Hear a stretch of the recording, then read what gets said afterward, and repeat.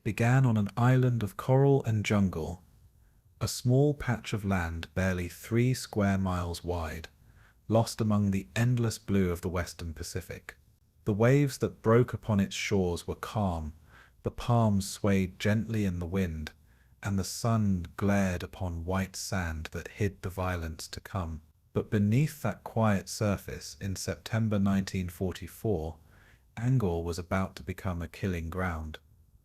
For the men of the US Army's 81st Infantry Division, this nameless speck of rock would be their first taste of battle, and for the Japanese defenders dug into its cliffs and caves, it would be their grave. This was the Battle of Angaur, a small forgotten battle in the Great Pacific War, yet one that revealed the savage transformation of Japan's defense, from reckless attack to suicidal endurance. This is the entire story of the Battle of Angaur, fought not for glory or territory, but for the last steps toward the Philippines, and for every inch of coral that the Pacific demanded in blood. The story of Angaur began months earlier, when the Pacific Campaign reached a turning point. By mid-1944, the tide of war had turned decisively against Japan.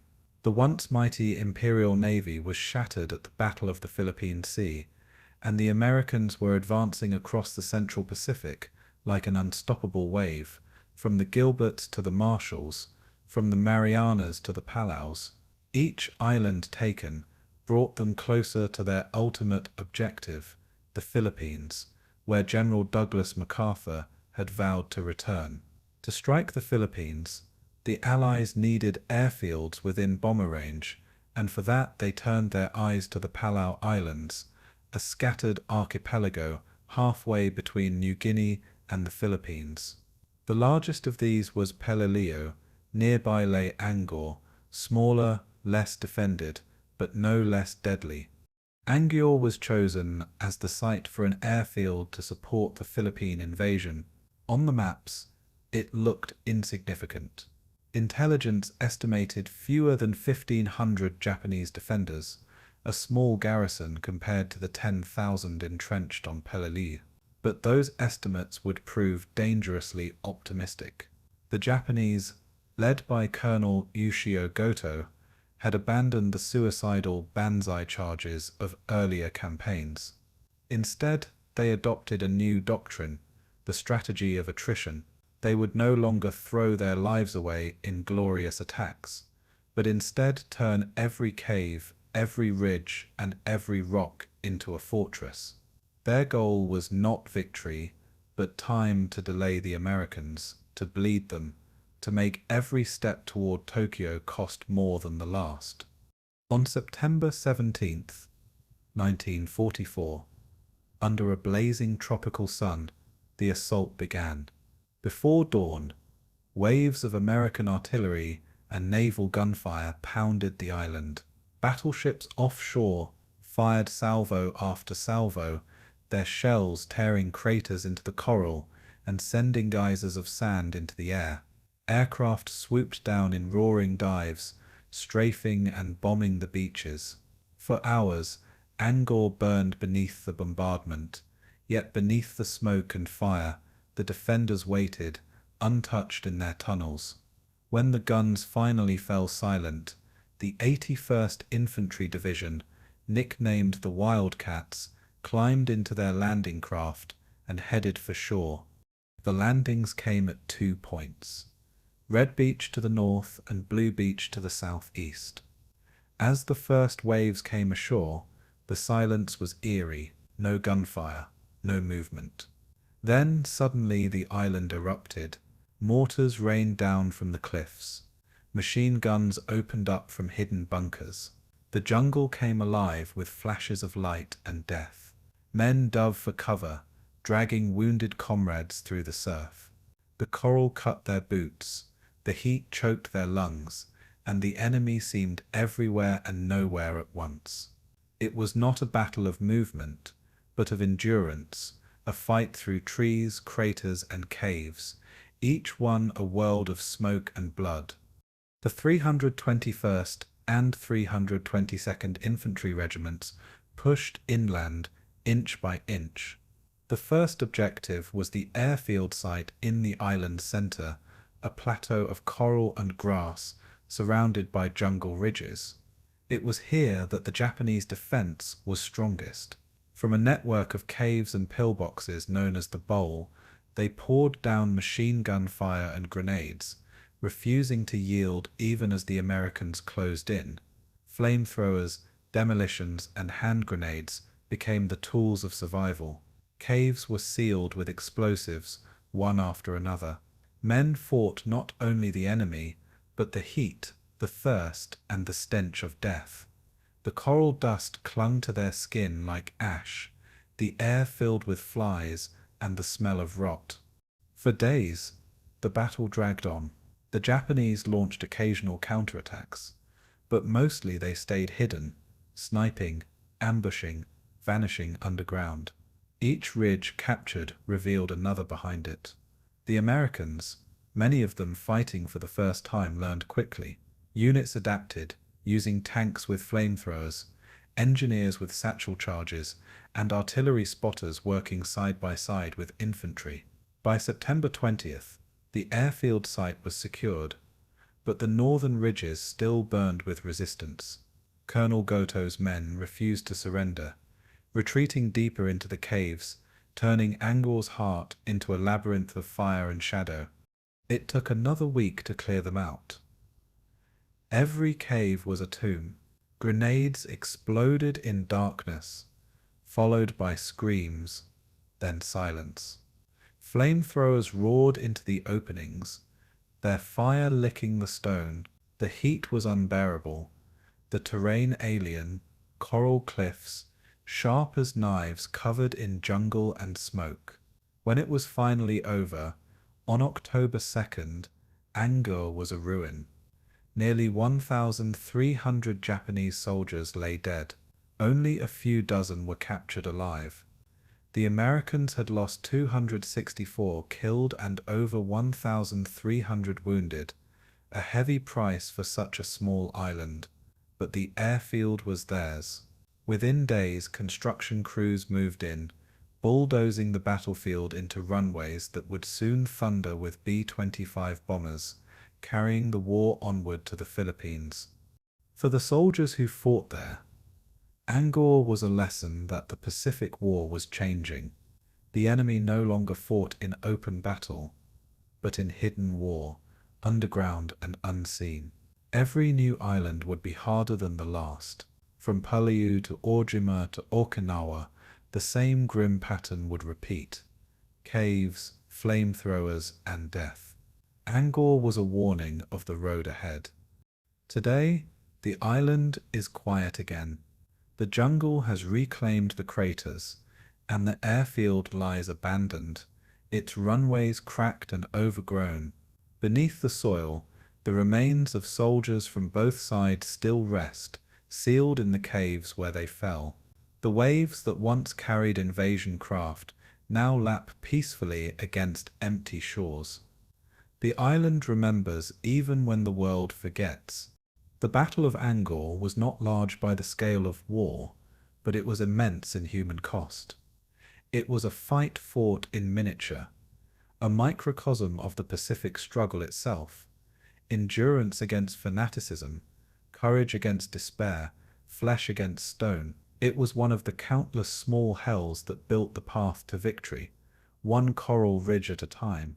Tonight we return to that tiny island in the Pacific, to the roar of waves breaking against the reef, to the thunder of shells echoing through the jungle, and to the soldiers who fought, sweated, and died under a pitiless sun. This is the entire history of the Battle of Angaur, the forgotten fight for an island that shaped the road to the Philippines, the struggle that defined the new face of the Pacific War, and the courage that endured in the face of impossible odds. Before we begin, tell me, where in the world are you tuning in from? And what time is it for you tonight? Are you listening somewhere far from the ocean's edge? Or can you almost hear the waves as they crash against the coral shores of memory? Wherever you are, take a deep breath, settle in, and let me know.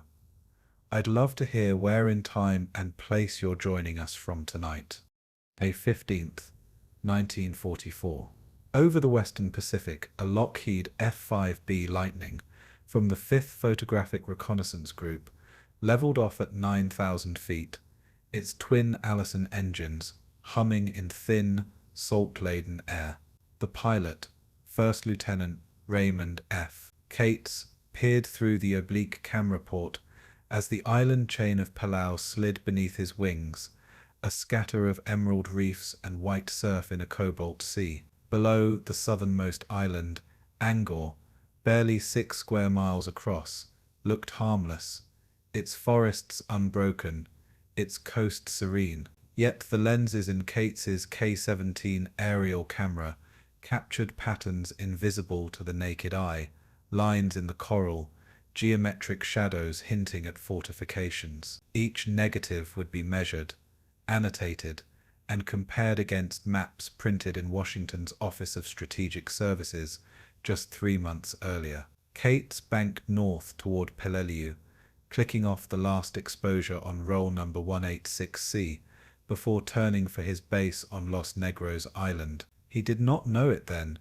but his photographs would launch one of the Pacific's most bitterly debated operations.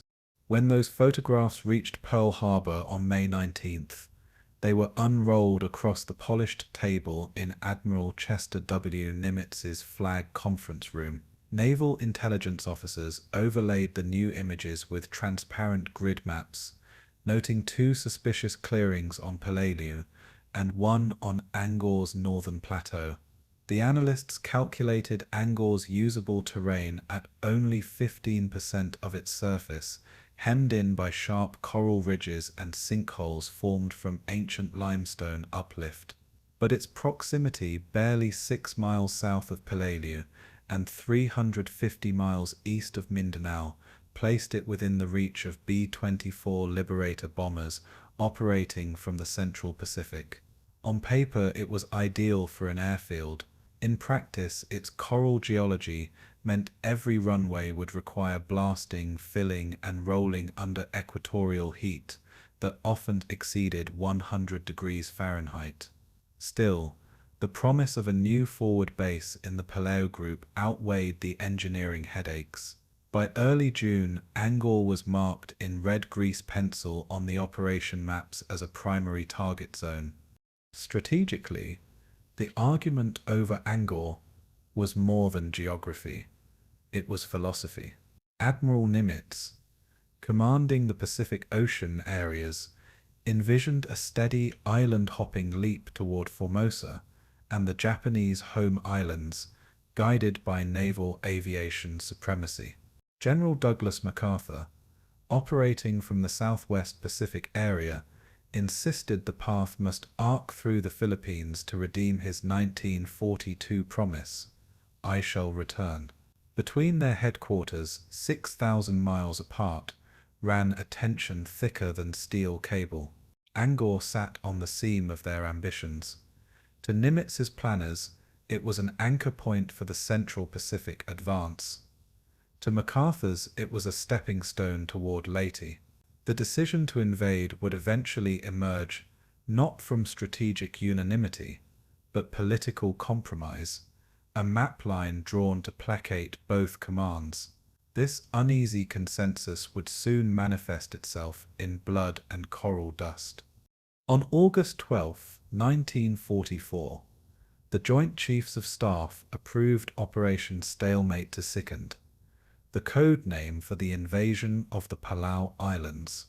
The operation order, classified Top Secret, Pacific Fleet Serial 015548, designated Angaur as Objective Baker, to be assaulted by the U.S. Army's 81st Infantry Division under Major General Paul J. Mueller. Supporting units included the 5th Fleet under Admiral William F. Halsey and carrier air groups from Task Force 38. The timetable allowed 4 days for landings and 2 weeks for clearance, optimistic in hindsight. The order cited intelligence estimates of only 1,400 Japanese defenders under Lieutenant Colonel Ushio Goto, entrenched but isolated. The assumptions were clear: a small island, a small fight, a quick victory. History would prove every assumption false. Technically, Angaur's value lay in its coral. The same limestone that made it treacherous to engineers also made it perfect for runway construction. Crushed coral, compacted under rollers into a concrete hard surface capable of bearing aircraft up to 70,000 pounds. The Seabees, those amphibious engineers of the Navy's construction battalions, knew this well from Tarawa and Saipan. Yet their reports warned that Angaur's terrain was riddled with sinkholes known locally as mangrove, deep fissures that could swallow bulldozers whole. The Seabees proposed dynamiting and backfilling at least 40% of the selected airfield zone, an enormous logistical task requiring more than 25,000 tons of fill. Still, planners pressed on. If successful, the airfield could host the 13th Air Force's heavy bombers within 60 days of capture. The gamble seemed worth the cost, at least from a map table's distance. Japanese defenses, meanwhile, had evolved after the bloody lessons of Tarawa and Biak, where once Imperial troops met landings at the beach. Now they withdrew inland, digging networks of caves and interlocking tunnels. Lieutenant Colonel Goto's 59th Infantry Regiment, numbering scarcely 1,400 men, began converting Angaur's northern quarry into a labyrinth. Captured intelligence from earlier Peleliu patrols hinted at these shifts, but US analysts dismissed them as defensive anomalies. Post-war Japanese records, like Goto's Diary of the 59th Infantry, discovered in 1947, revealed a deliberate strategy: lure the Americans into the coral ridges, then bleed them through attrition. Thus, while Nimitz's planners saw open beaches, Goto saw killing fields disguised by silence. The War of Shadows had already begun. Inside Nimitz's headquarters, debate intensified. Rear Admiral Forrest Sherman warned in a memo dated July 20th, the Peleliu objectives offer limited return for heavy amphibious cost. Yet MacArthur's staff argued that bypassing the group would leave Japanese aircraft within striking distance of lighty convoys. By late July, Admiral Halsey flew to the front to review reconnaissance photographs himself. His post-inspection message, "Peleliu operation unnecessary, recommend cancel," reached Pearl Harbor on August 10th. Nimitz considered it, but ultimately overruled, fearing delay in synchronizing Central and Southwest Pacific drives. Thus, even before a single shot was fired, Angaur had become a symbol of the Allied command's divided intent, a tactical necessity justified by political momentum. It was a decision history would weigh with silence and graves. By September 1st, 1944, convoys of LSTs and LCIs were already assembling at Manis and Guadalcanal, loaded with the 81st Division's men, tanks, and supplies. In briefing tents, young officers studied aerial mosaics of Angaur, tracing planned landing zones on red and blue beaches. None noticed how few enemy fortifications appeared in those photographs. To them, the island looked peaceful, almost empty. The intelligence brief promised light opposition and quick consolidation for airfield construction. But the quiet images from Lieutenant Cates's reconnaissance run hid a truth too deep for film emulsion to reveal. Beneath those limestone ridges, Japanese engineers had been carving a tomb. As the ships weighed anchor, the stage for Operation Stalemate was set. The island nobody knew was about to become a name none could forget. July the 27th, 1944. The map room, aboard USS Missouri, shimmered under fluorescent light as Admiral Chester W. Nimitz leaned over a chart of the Western Pacific. His pencil traced a sweeping arc from Guam to Luzon, then paused on two small names, Peleliu and Angaur. These were coral fragments, 6 miles long and 2 miles wide, barely visible even under a magnifier. Yet to Nimitz, they were the stepping stones to Tokyo. Across the Pacific in Brisbane, General Douglas MacArthur studied the same islands with a different intent: to reclaim the Philippines, the territory he had once lost. The debate, though wrapped in language of logistics, was deeply personal. Both men commanded half of an ocean, and neither would yield an inch of it. By the time the combined chiefs of staff met in Washington that week, the Pacific War had become as much about pride as strategy, and at its center lay an island almost no American had ever heard of: Angaur. The technical map of Operation Stalemate 2 was finalized on August 1st, 1944. It divided the campaign into two prongs.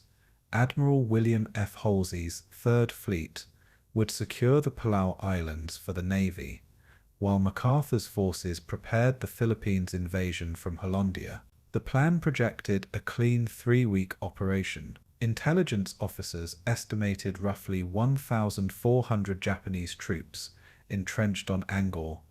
Numbers drawn from intercepted radio traffic and aerial photos analyzed by the Joint Intelligence Center Pacific Ocean areas. But those estimates were already flawed. Japanese records later revealed Colonel Ushio Goto's garrison of the 112th Infantry Regiment had begun fortifying Angaur as early as February, constructing over 2 miles of tunnels and 70 reinforced positions. The American assumption of a short surgical strike would prove dangerously optimistic. On paper, Angaur looked small. In practice, it was a maze of coral and command rivalry. Strategically, the disagreement stemmed from differing war philosophies. Nimitz favored a leapfrog approach, seizing key naval bases while bypassing strongholds, conserving men and fuel. MacArthur insisted on a ladder of liberation, retaking every major island on the route to Manila to restore Allied prestige. To Nimitz, Formosa represented the direct gateway to Japan's southern flank. To MacArthur, skipping the Philippines meant betraying his famous promise, "I shall return." The debate mirrored the technical contrast between Navy amphibious doctrine and Army occupation strategy. The Navy's landing ship tank LST could deliver heavy vehicles to any shore, while MacArthur's reliance on Army logistics demanded stable airfields like those on Angaur. The argument was not just geographic, it was industrial. Each system embodied its commander's ego, measured not in miles gained, but in autonomy lost. Field evidence began to favor the Navy's skepticism. Reconnaissance flights from Marine Photographic Squadron 244 captured Angaur's ridgeline in infrared light, revealing heat signatures inconsistent with standard foliage.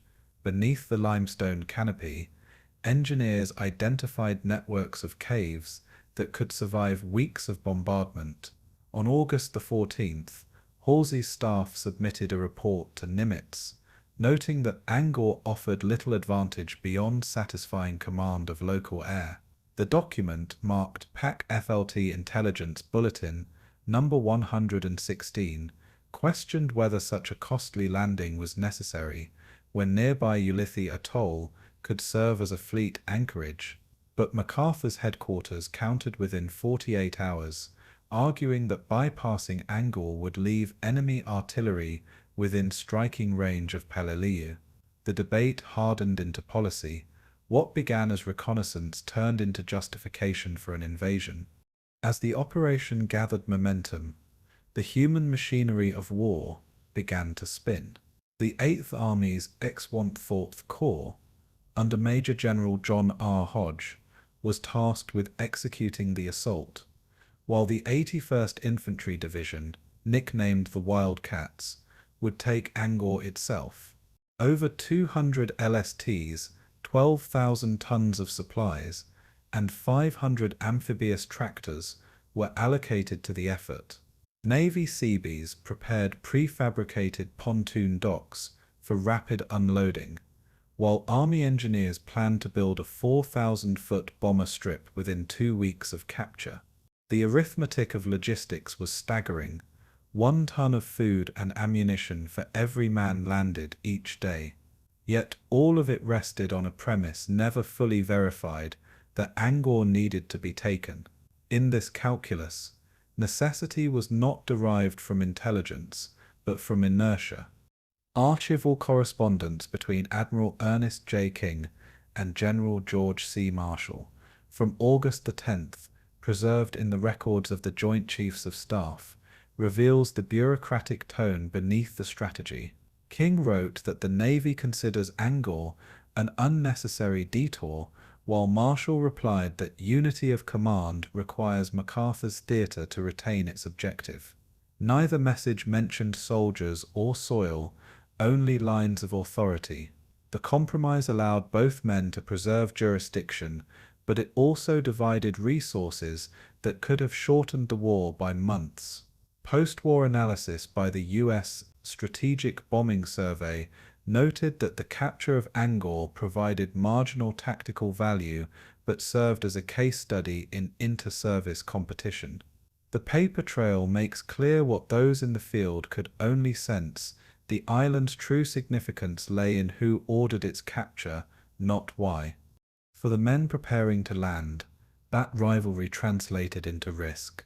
Intelligence briefings at Espiritu Santo in early September assured troops that enemy resistance will be light to moderate. Sergeant Harold R.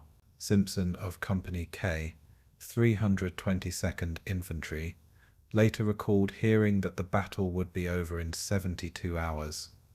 The briefing maps printed by the Army Topographic Service even labeled the southern ridges as light jungle, though they were dense coral spurs filled with mines. Every error in Washington multiplied on the beaches. The cost of pride was measured not in pages or memos, but in lives packed aboard Higgins boats under the heat of the Palau sun. Orders descended like gospel, but the men who received them carried no illusions. They were being sent to prove a point. By mid-September 1944, Operation Stalemate II was irreversible. The fleets had sailed, the landing waves rehearsed, and the command debates silenced beneath the roar of engines. Angaur, an island invisible to most maps, had become the arena where two visions of the Pacific War collided. As Admiral Nimitz's staff watched the first convoys depart from Manny's harbor, one officer noted in his diary, "We fight not only the Japanese but each other's shadows." That shadow now stretched across the polar chain, its outline drawn by ego and cemented by bureaucracy. August the 12th, 1944. Camp Beale, California. The morning dust clung to the canvas tents of the 81st Infantry Division as reveille echoed across the Sierra foothills. Rows of M1 rifles leaned against stacked ammunition crates marked for overseas shipment. In the distance, men from the 321st, 322nd, and 323rd Infantry Regiments marched beneath the flag of their new commander, Major General Paul J. Muller. Most of them were citizen soldiers, farmers, teachers, and mechanics drafted from 27 states. Their average age was 22, their average experience less than 6 months in the field. To the Army's planners, they were the Wildcats, green but eager to prove themselves. On the parade ground that morning, the chaplain read from Psalm 46, "God is our refuge and strength." Few knew that refuge would soon mean a foxhole cut into coral. The 81st had been activated 2 years earlier at Camp Rucker, Alabama, and trained for what officers called island warfare, a term still undefined in Army manuals. Their equipment was standard for the Pacific: Garand rifles with 8-round clips, M1 carbines, Browning automatic rifles, and M1 05mm howitzers, pulled by half-tracks. Each regiment was reinforced by a battalion of engineers and a tank company equipped with M4 Sherman mediums, each powered by a 475 horsepower radial engine and armed with a 75mm gun. Their amphibious training took place along the muddy banks of the Feather River, where landing vehicle-tracked LVTs were tested for reliability. Each LVT could carry 24 men or 5,000 pounds of cargo at 6 miles per hour on land and 8 on water. In California's placid shallows, the vehicles performed well. In Angaur's surf, they would not.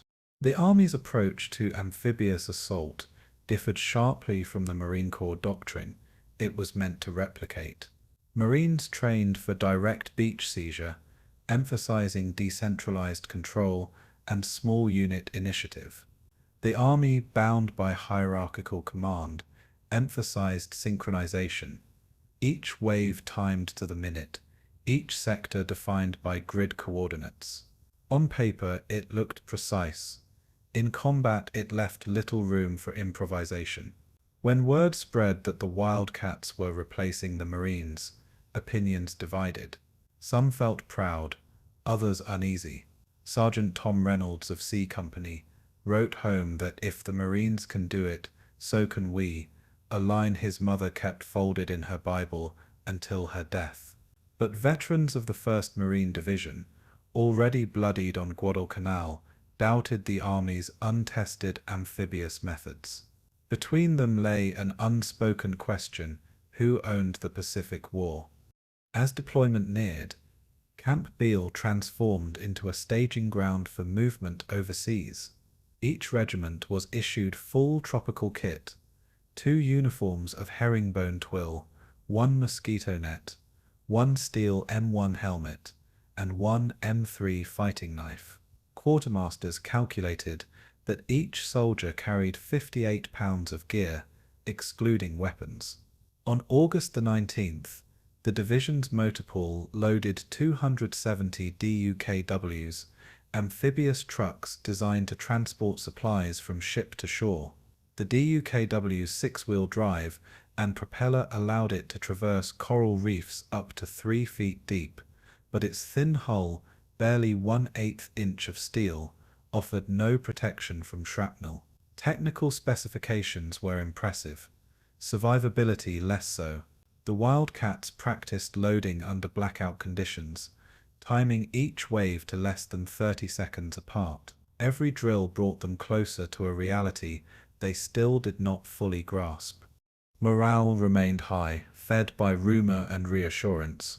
Officers told them that Angaur's garrison numbered barely more than 1,000 Japanese and that the island would be secured in 3 days. Private William J. O'Connor of the 322nd Regiment wrote to his sister in Portland that this will be a walk to the beach. The Army's Intelligence Bulletin No. 21 described the Palau defenses as fragmented, disorganized, and lightly supplied. But inside Japanese tunnels, Colonel Ushio Goto's men were stockpiling ammunition, rice and medical supplies enough for 2 months of resistance. The discrepancy between estimate and reality would soon define the campaign. Each optimistic memo, typed in Washington, lengthened the casualty lists that would be compiled weeks later. Belief was ammunition, and the Wildcats were armed with plenty of it. On September 1st, 1944, the division boarded its convoy at San Francisco's port of embarkation. 46 ships, transports, freighters, and escorts formed the line, their holds filled with vehicles marked Angaur Task Force. Each man carried a tag stamped with a serial number beginning with 381, the Army code for the 81st Division. Life aboard ship followed routine: calisthenics at dawn, rifle cleaning by noon, card games until lights out. Letters censored by military postal officers reveal a strange optimism. "We'll beat the Marines to Tokyo," wrote Corporal Leo D. Jenkins of Baton Rouge. But beneath the laughter, some sensed unease. As the convoy crossed the equator on September the 9th, tropical heat and silence filled the decks. Ahead lay a jungle they had never heard of, and could not yet imagine. The Pacific scale swallowed even the boldest enthusiasm. For 16 days, the Wildcats traveled nearly 7,000 miles across the world's largest ocean, a human cargo of 15,000 men. They studied maps showing Angaur as a green oval south of Peleliu, marked only by a thin airstrip and one village, Saipan town. The Navy briefings played motion pictures of earlier landings, Tarawa, Kwajalein, Saipan, each ending with a triumphant flag raising. What they did not show were the hundreds of bodies left on the reefs. The Wildcats noticed and fell quiet. On the 12th night, rain pounded the decks and lightning flashed over the convoy. The next morning, the horizon showed the faint outline of Palau's coral peaks. Every man knew the name now, Angaur. When dawn rose on September the 13th, the convoy anchored off Manius, the final staging point before combat. The men of the 81st were issued live ammunition and rations for 5 days. General Muller addressed them from the bridge of USS Mount McKinley, promising that the Wildcats will show the Pacific what the Army can do. His voice carried confidence, but the charts spread on his table told another story. Reefs, minefields, and dense jungle ridges. The men below deck could not see those maps. They saw only the calm sea ahead. As engines rumbled and the fleet turned toward Palau, the young soldiers of the 81st believed they were heading for a swift, simple victory. In reality, they were sailing toward an island that would test not their strength, but their endurance. September 17th, 1944. Angaur, Red Beach. I clutched my Bell & Howell 20mm IMO camera as the first flashes of dawn streaked across the western coastal plain, black sand glinting like wet coal beneath the landing craft. 12,000 shells had fallen on the island overnight, fired from cruisers USS Portland and USS Vincennes, plus 12 battalions of Army field artillery stationed on Peleliu. The concussion shook the hull of my LVT as Corporal Jameson of the 322nd Regiment braced against the bow. The amphibious vehicle moved forward, teeth of its tracks biting into the dark sand, pushing men toward the faint line of surf. The beach itself looked deceptively empty, only the occasional driftwood and swaying coconut palms marking a natural camouflage. For the first time, the men exchanged uneasy glances. The bombardment had cleared the shore, but what waited beyond the tree line remained invisible. The landing zones were meticulously designated: Red Beach for the 3rd Battalion of the 322nd Regiment, Blue Beach 200 meters north for the 1st Battalion of the 321st. Engineers had reconnoitered the surf and determined the sand's bearing capacity at 2,000 kilograms per square meter, sufficient for Sherman M4 tanks weighing 32 tons. LVTs could make the transit at 6 miles per hour, but heavy vehicles risked bogging in submerged coral outcrops. DUKWs carrying ammunition and rations followed at intervals of 30 seconds to maintain wave discipline. Reports from the Army Corps of Engineers indicated that coral ridges extended up to 100 meters offshore, some hidden beneath 3 feet of surf, a natural barrier not present at Peleliu. Technical reconnaissance had predicted delays, but the vehicles negotiated the obstacles with few losses. For an Army landing, the precision was remarkable. Compared to Peleliu, where Marines had faced fortified beaches with interlocking artillery and machine gun nests, Angaur's coast was startlingly calm. The Japanese had adopted a strategy of defense in depth, abandoning immediate contact in favor of inland fortifications. In the Marines' experience, initial landings accounted for 30 to 40% of casualties within the first 90 minutes.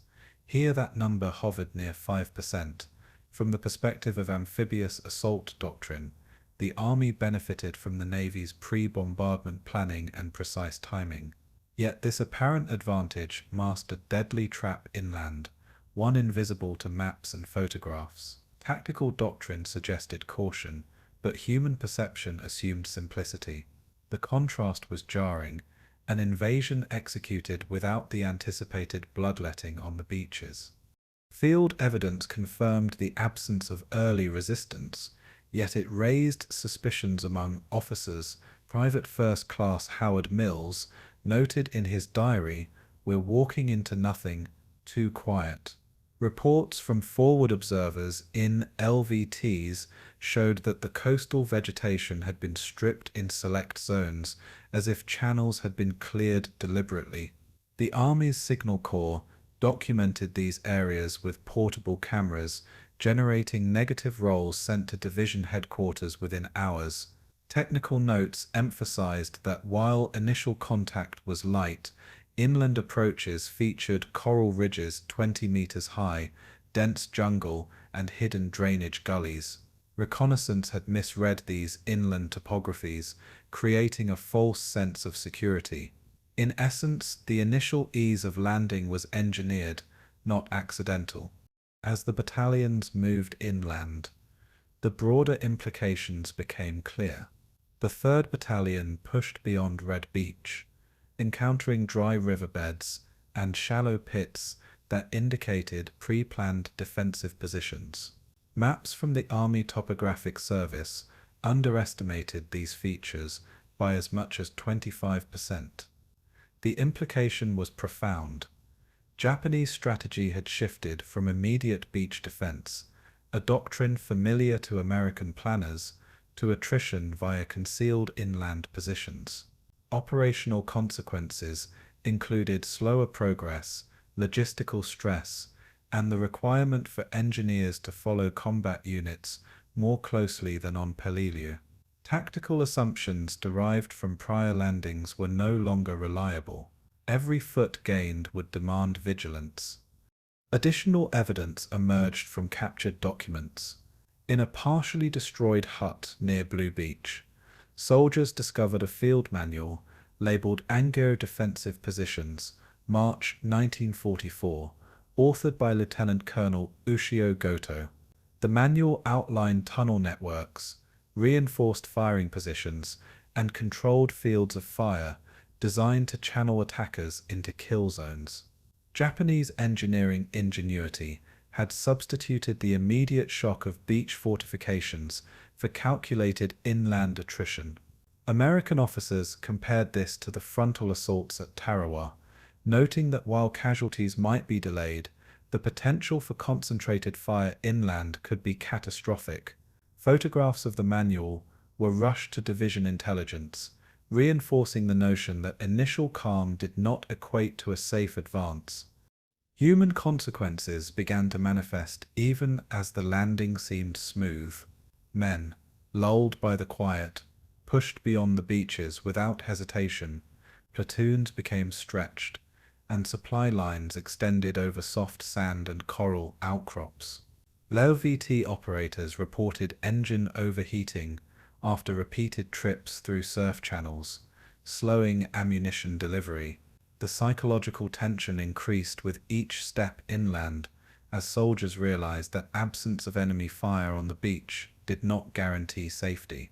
Combat cameramen documented every step, capturing images that would later illustrate the contrast between expectation and reality. By mid-morning, the illusion of ease began to fracture, replaced by awareness of an invisible, patient adversary. As the sun climbed past 900 hours, red and blue beaches were secured, but the inland advance remained tentative. The geography, a combination of black sand coastal plains, coral ridges, and dense jungle, presented obstacles far greater than the waves themselves. Initial reports reached Major General Paul Meller, noting that resistance was scattered but organized, a paradox for planners anticipating a swift conquest. The ease of the landing created a dangerous assumption that Angaur's Japanese defenders were either weak or absent. In reality, the first day merely set the stage for a war within a war, a fight hidden beneath limestone ridges and tunneled fortifications. September 18th, 1944, Angaur, Western Jungle Ridge. I moved cautiously with my squad through a narrow path lined with dense ferns and limestone outcrops, the morning haze clinging to our helmets. The black sand beach lay 300 meters behind us, already empty of landing craft, while inland the jungle thickened into an almost impenetrable wall. Scouts reported shallow pits and empty trenches, previously hidden beneath fallen palms and vines, evidence of meticulous preparation by the Japanese. Every depression in the coral floor hinted at human design, each shadow a potential firing position. Our orders were clear: map, photograph, and probe. Lieutenant Colonel Ushio Goto's strategy of delaying engagement had created an eerie quiet, the absence of enemy fire heavier than any artillery barrage. Private First Class Henderson whispered that the silence itself felt like an ambush. Maps captured from forward reconnaissance revealed a labyrinth of caves and tunnels carved into coral ridges, connecting defensive positions over an area of approximately 3 square kilometers. Each cave averaged 8 meters in depth and 4 meters in width, reinforced with timber salvaged from pre-war structures and equipped with firing slits and ventilation shafts. Engineers had previously noted that explosives used in initial bombardments could not penetrate more than 1 meter of solid coral, leaving interior fortifications largely intact. Technical analysis from the Division Intelligence Summary No. 42 confirmed that nearly 70% of Angaur's defenders were concealed within these subterranean networks, a stark contrast to conventional beach fortifications at Peleliu. Practically, this meant that frontal assaults would yield minimal immediate resistance, but expose advancing troops to coordinated, concealed fire once inland. The sophistication of construction suggested prior combat experience in island warfare, likely informed by the bitter lessons of Saipan. Comparing Army doctrine to Japanese methods highlighted a stark divergence. American planners trained for visible engagement, using synchronized waves and supporting fire to overwhelm the enemy quickly. Japanese doctrine, however, emphasized defense in depth. Let the attacker advance under perceived ease, then strike with concentrated hidden firepower. On Saipan, Marines had suffered high casualties from fortified beachheads, whereas on Angaur, the initial lull misled commanders into thinking resistance had been neutralized. The contrast created an operational paradox. What appeared safe at first glance was in fact far more dangerous. Our patrols advanced with caution, aware that each abandoned trench or cave mouth could conceal a machine gun or a sniper. Tactical assumptions needed constant adjustment. Evidence emerged quickly. At 0800 hours, our patrol encountered a network of caves near the northern ridge, partially camouflaged by overhanging pandanus and coral debris. Field reports recorded that each cave contained 3 to 5 riflemen with ready ammunition, entrenchments, and pre-positioned grenades. The caves were interconnected, allowing Japanese squads to relocate undetected. A captured document, labeled Defensive Map of Northern Ridge, Angaur, 1944, listed the tunnels and firing positions with grid coordinates, confirming their strategic design. Engineers tested explosives in one abandoned cave, noting that even 200 kilograms of TNT failed to collapse the structure fully. The evidence demonstrated that our initial calm would be temporary, and that engagement would soon shift from open terrain to claustrophobic, fortified corridors. Broader implications for the campaign became apparent as patrols reported multiple concealed sniper positions along natural gullies and coral ridges. The Japanese used natural terrain to multiply their defensive advantage, forcing advancing units to adopt a slower, more cautious movement than originally planned. Technical assessments indicated that indirect fire support, such as artillery and naval gunfire, was largely ineffective against targets buried beneath 1 to 3 meters of coral. This meant that traditional suppressive tactics would need supplementation with close-quarter combat and demolition teams. Commanders quickly realized that the doctrine of rapid inland penetration, effective on more exposed islands, was unsuited for Angaur's hidden defenses. Each step forward carried increasing risk, and each measured advance consumed valuable time and supplies. Additional supporting evidence came from night ambushes. At 1900 hours, a patrol near the eastern ridge was pinned down by sniper fire emerging from previously unseen slit trenches. Each sniper fired from a concealed position less than 50 meters away, exploiting darkness and terrain. Reports noted that engagement distances were often under 20 meters in enclosed coral gullies, making standard army rifle tactics less effective. The technical consequence was immediate. Suppression required grenades, flamethrowers, and coordinated squad maneuvers, straining small unit cohesion. Comparisons to Peleliu reinforced the difference. Their Marines faced concentrated fire from fixed positions, whereas here, the Japanese had mobility and concealment on their side. Operationally, it created a psychological strain as soldiers realized the enemy was everywhere and nowhere at once. The human cost of this buried resistance manifested in fatigue and heightened stress. Men of the 3rd Battalion reported anxiety-induced tremors while clearing each cave and trench.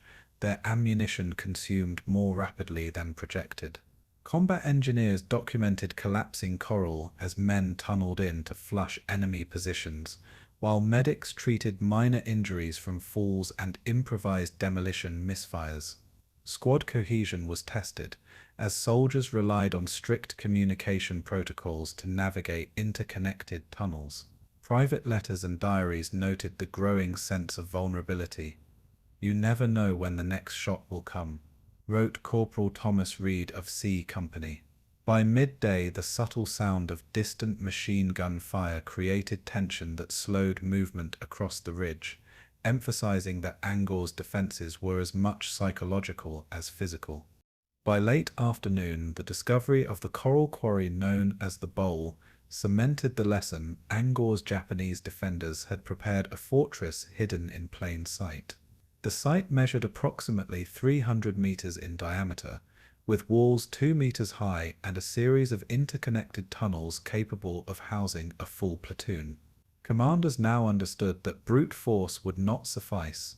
Careful, deliberate clearing operations were required. Maps and field notes indicated that the bowl formed the linchpin of the northern ridge defense, controlling approaches from multiple directions. The patrol withdrew to relay intelligence back to Major General Paul Muller, emphasizing that the real battle was just beginning. The silent jungle had revealed its secret. September 20th, 1944. Central Quarry, Angaur. My company advanced along a coral ridge overlooking the excavation, where the morning mist hung thick over walls 4 meters high and irregularly terraced. Flamethrowers roared from M4 Sherman E-45 tanks as infantrymen hurled grenades into shadowed crevices, clearing tunnels and slit trenches with painstaking precision. The quarry floor measured approximately 300 meters across, dotted with caves carved into solid coral, their entrances barely visible behind shattered pandanus. Japanese defenders, commanded by Lieutenant Colonel Ushio Goto, struck intermittently from hidden positions, emerging to fire before vanishing into subterranean networks. The first day alone produced over 70 casualties in my company, while reports indicated similar losses across adjacent units. Engineers deployed bulldozers to remove debris and collapse tunnel entrances, the corkscrew and blowtorch tactic evolving from trial and error. Technical examination of the M4 Sherman E-45 flame tanks revealed a 50-gallon fuel capacity feeding a 30-foot projection of napalm, capable of incinerating cave entrances and suppressing entrenched riflemen. Each tank weighed 31 tons, armored with 50 millimeters of frontal steel plating, sufficient to resist small arms and shrapnel from cave ambushes. Infantry platoons advanced behind the flame tanks at approximately 20 meters intervals, using the projected flame to neutralize defenses otherwise impervious to rifle and artillery fire. Field notes from September 22nd documented that flamethrower units were effective in 90% of initial tunnel clearings, demonstrating a technical advantage over Japanese improvised fortifications. Comparatively, conventional army artillery had failed to achieve similar destruction, the coral walls absorbing explosive energy and leaving interior networks intact. Tactical adaptation became essential, blending mechanical power with close-quarter infantry maneuvers. The contrast between American and Japanese approaches crystallized in these confined quarters. American doctrine emphasized massed fire and coordinated armored infantry tactics, expecting linear resistance. The Japanese defense in depth, however, leveraged verticality, concealment, and subterranean mobility, allowing smaller forces to inflict disproportionate casualties. On Okinawa, Marines had faced similar terrain, yet Angaur's coral proved denser and its tunnel network more intricate. Each step forward required clearing operations under constant threat, slowing the advance to mere meters per hour. Communication between platoons became paramount, as miscoordination could funnel troops into ambush zones. The tactical dichotomy was clear. Brute strength confronted engineered patience.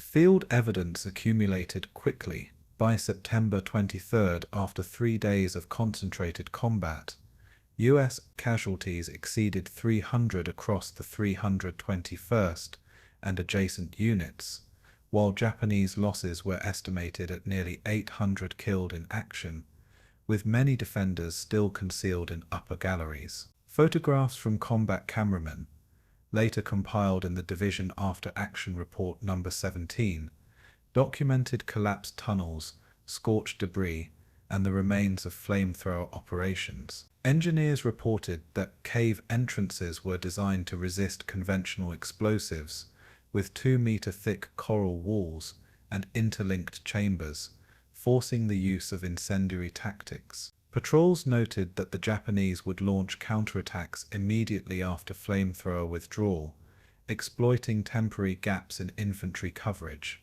The combat rhythm became a brutal pattern of assault, consolidation, and counterattack, consuming ammunition, fuel, and manpower at unsustainable rates. Broader operational implications surfaced as the quarry battle continued. Commanders recognized that the confined space and continuous Japanese resistance would dictate the pace of the overall campaign, limiting advances across the northern ridge. The firepower required for each 50-meter segment far exceeded initial projections, stressing supply lines and medical support. Tactical innovation, such as integrating bulldozers to collapse caves and coordinated flamethrower sweeps, became indispensable. The psychological toll on men was measurable. Field reports noted an 80% increase in reported fatigue and combat stress symptoms among assault squads after 24-hour rotations. It became evident that even minimal gains required a combination of mechanical force, infantry skill, and relentless coordination. Additional evidence highlighted the ingenuity of both sides. Japanese tunnel networks allowed defenders to shift positions silently, fire from unanticipated angles, and retreat without trace, exploiting the American reliance on linear movement. Combat engineers documented coral density measurements averaging 400 kilograms per cubic meter, making standard demolition charges ineffective. Reports from September 24th detailed that flamethrowers and improvised demolitions were now supplemented by close-quarter grenades and rifle bursts in tunnels, forming a hybrid tactic nicknamed corkscrew and blowtorch. Comparisons to Peleliu's cratered coral terrain indicated that Angaur required finer operational precision and heavier coordination to prevent excessive casualties. Operational intelligence concluded that without these adaptations, the quarry could have stalled the entire regiment indefinitely. The human consequences were stark. Soldiers faced claustrophobic, smoke-filled tunnels while enduring intense heat from flamethrowers and exposure to shrapnel. Medics recorded minor burns in 22 men and severe smoke inhalation in 7 others, forcing evacuation under fire. Letters home described the relentless pressure, the ceaseless noise, and the suffocating presence of coral dust and smoke. Commanders documented that unit cohesion remained fragile, yet the shared peril forged temporary bonds of discipline and trust. Corporal William Hayes of Company B noted in his diary, "Every foot forward cost us men, yet no one retreated. The quarry demanded it." By September 25th, the regiment had secured 50% of the quarry, yet the remaining Japanese defenders remained a significant threat, holding interior chambers and tunnel junctions. By September 25th, the central quarry was a transformed landscape. Scorched coral, collapsed tunnels, and smoldering debris marked each advance. Casualty counts for the regiment totaled over 400 Americans killed or wounded, with Japanese losses exceeding 1,200 KIA by the 27th, according to Division After Action Report No. 17. Commanders recognized that the Battle of the Quarry exemplified the cost of adapting conventional tactics to extraordinary defensive ingenuity. The assault had demonstrated the lethal synergy of armored flame projection, demolition, and coordinated infantry sweeps. The quarry, once a silent fortress, had been reduced inch by inch, at tremendous human cost. September 26, 1944, Western Coastal Plain, Angaur.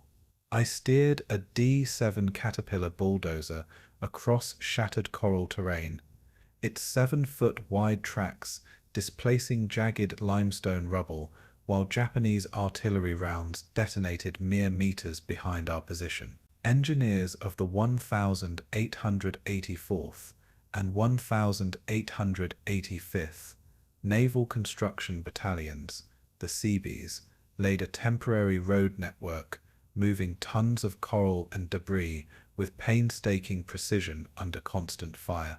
Bulldozers doubled as moving shields, their 31-ton steel hulls absorbing small arms fire and shrapnel that would have shredded infantry formations. Each road segment measured approximately 200 meters, connecting the quarry to the designated airstrip location, a 5,000-foot runway intended for B-24 Liberators. Field maps indicated gradients averaging 5% and undulating coral ridges requiring cut-and-fill operations. The challenge was not merely speed, but survivability.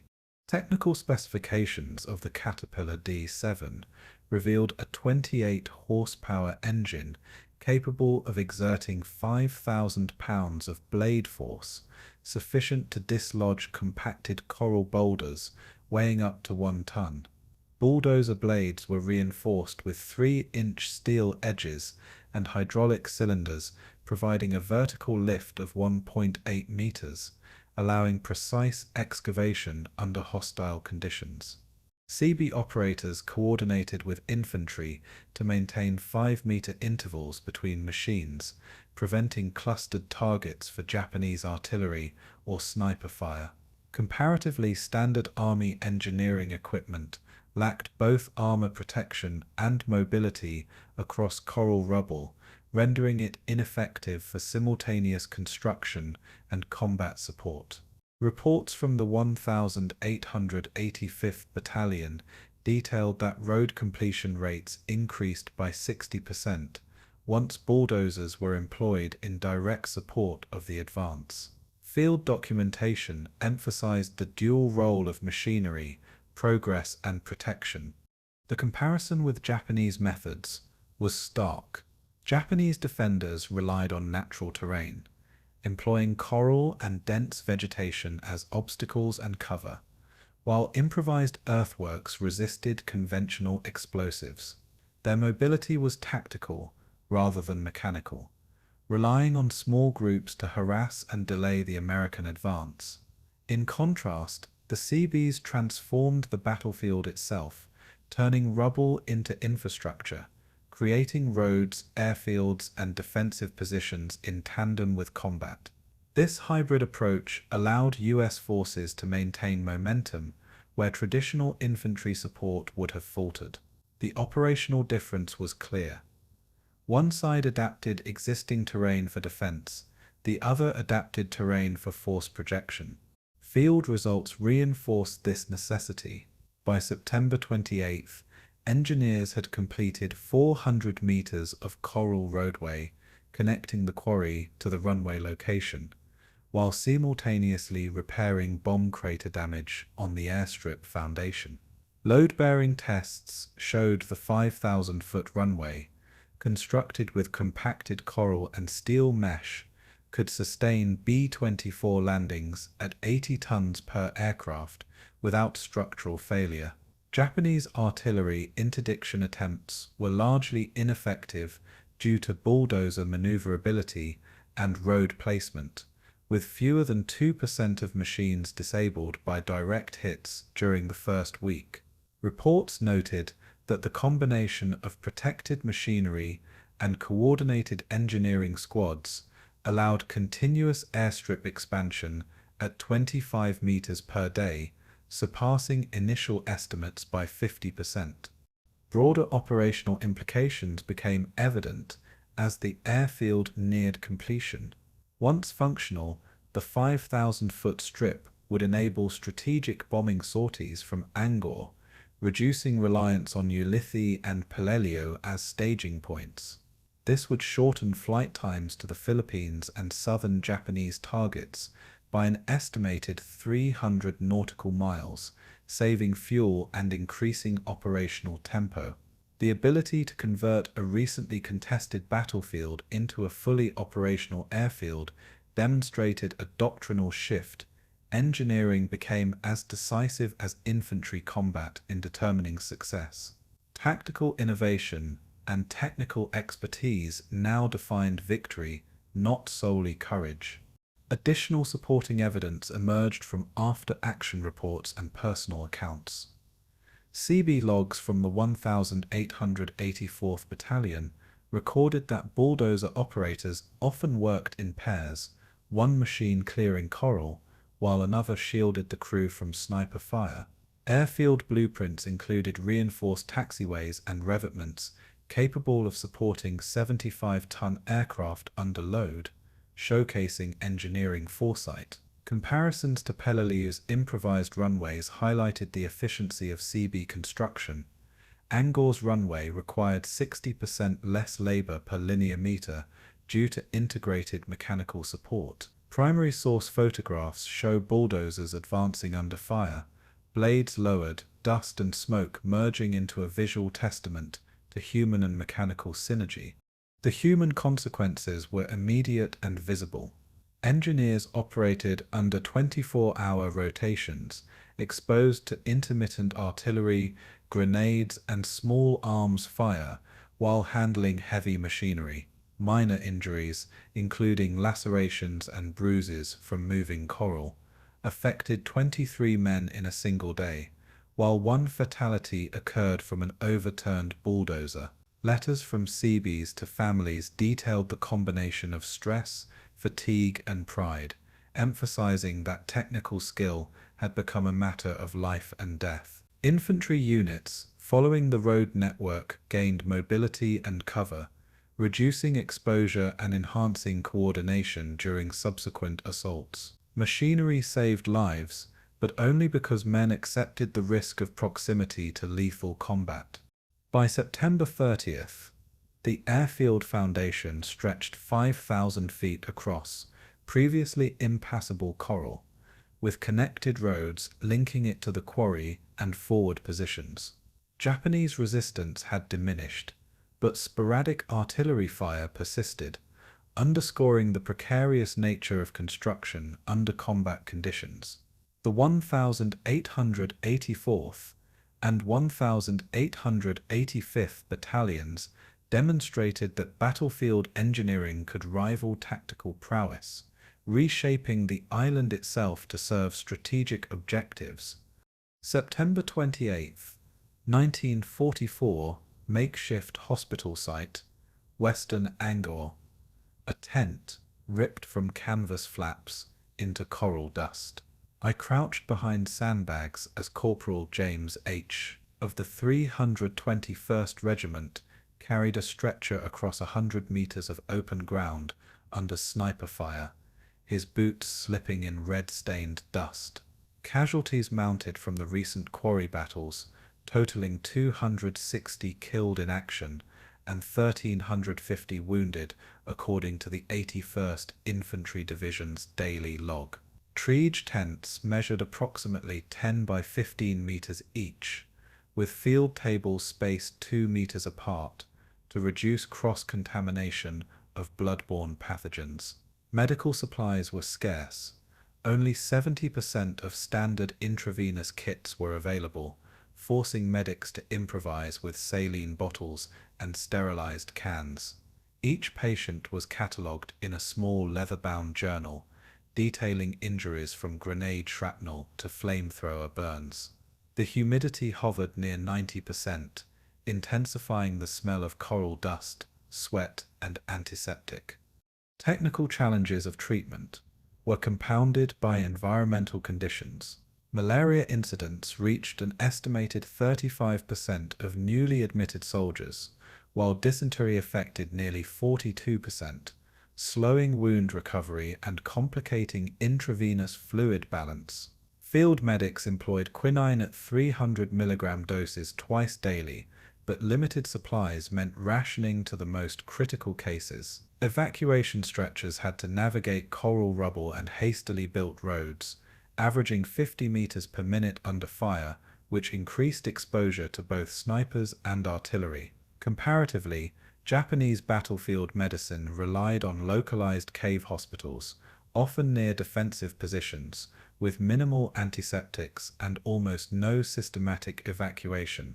American triage emphasized stabilization and transport, dramatically improving survival rates despite extreme conditions. Primary source reports, including the 81st Infantry Division Medical After-Action Summary, corroborate that these logistical measures reduced preventable deaths by 23%.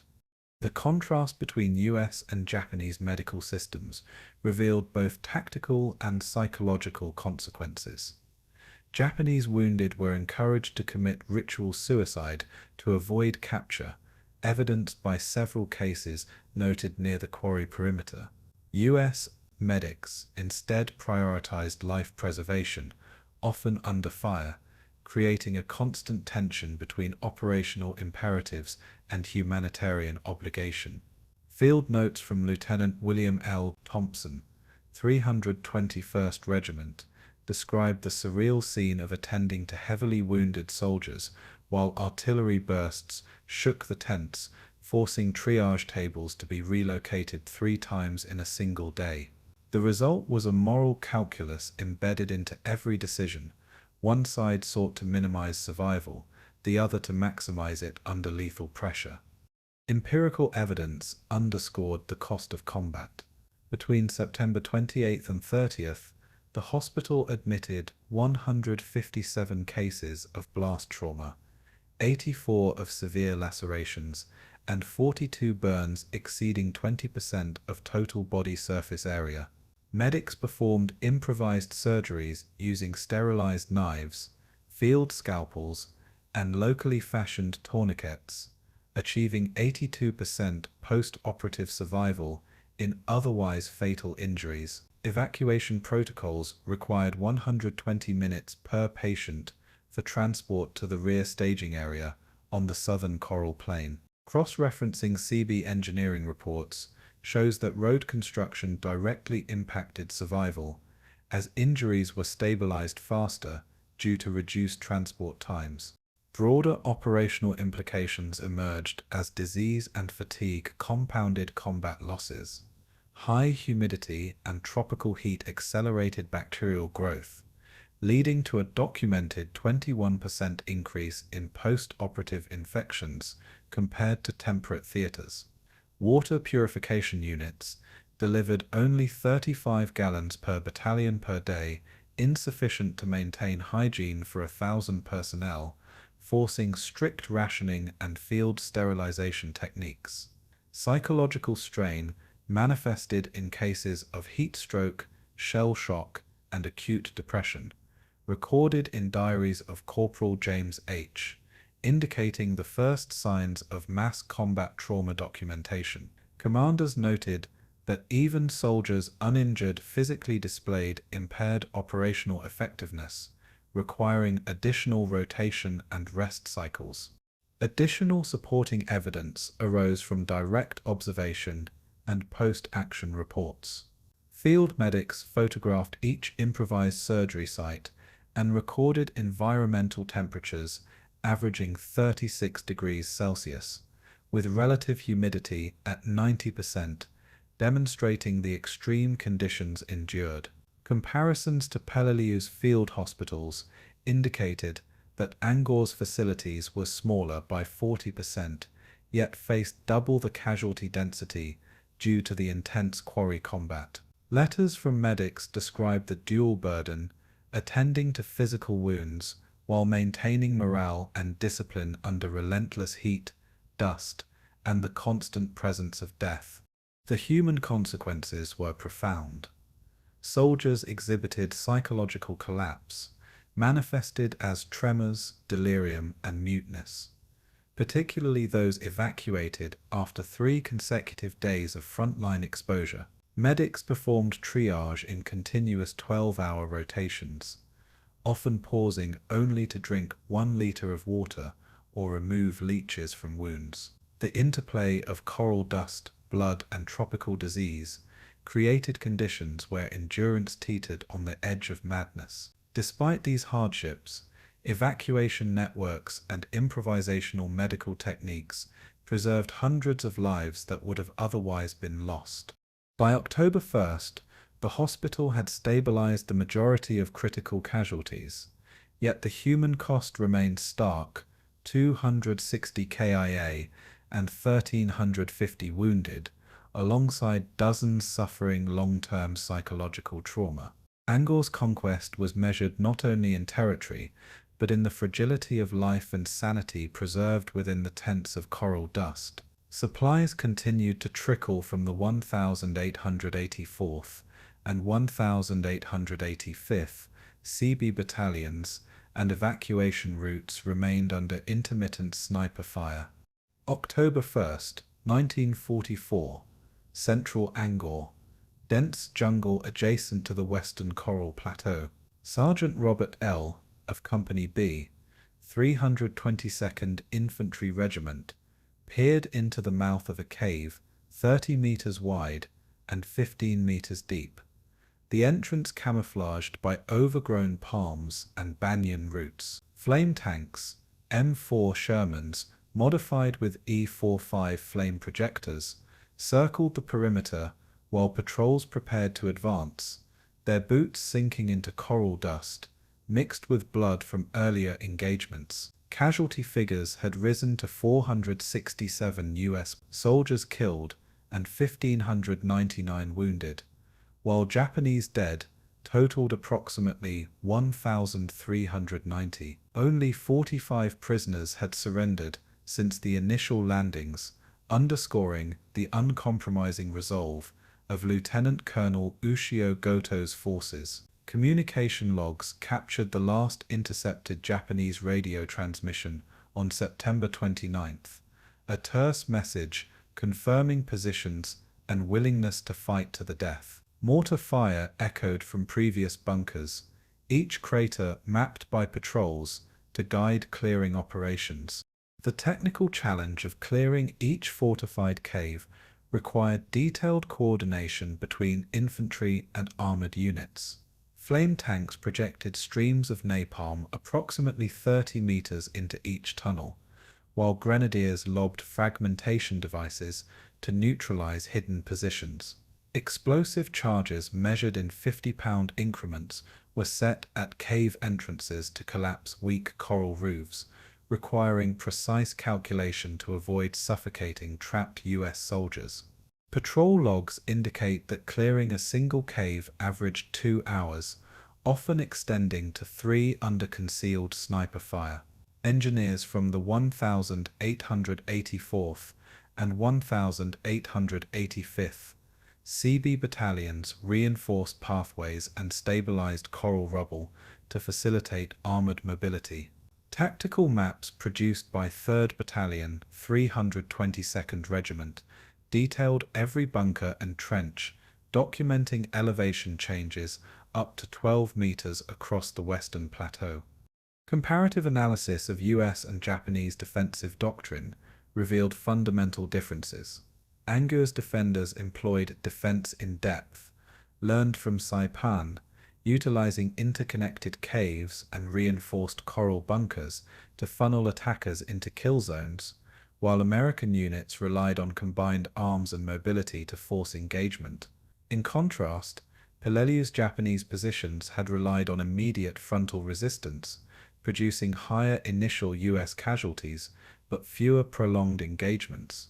Patrol diaries note that Angaur's dispersed resistance created psychological strain, as every hillock and coral outcrop might conceal a lethal threat. Primary sources, including the 81st Infantry Division Action Report, dated October 3rd, highlight how reconnaissance, flamethrowers, and bulldozer-cleared paths mitigated but never eliminated this tactical advantage. Field evidence from October 1st through 22nd illustrates the effectiveness and cost of these methods. M4 Shermans with E45 flame projectors consumed approximately 6,000 gallons of napalm over the course of the operation, neutralizing 32 major cave complexes. Casualty reports show 133 infantry wounded during clearing operations despite armored support, indicating persistent danger from concealed counterattacks. Observers documented 2 failed attempts by Japanese forces to mount coordinated resistance within the remaining bunkers, immediately suppressed by combined infantry-artillery maneuvers. Time motion studies conducted post-action revealed that each cave required an average of 60 meters of clearing, mapping, and demolition before it could be declared secure. Broader operational implications became apparent as mop-up continued.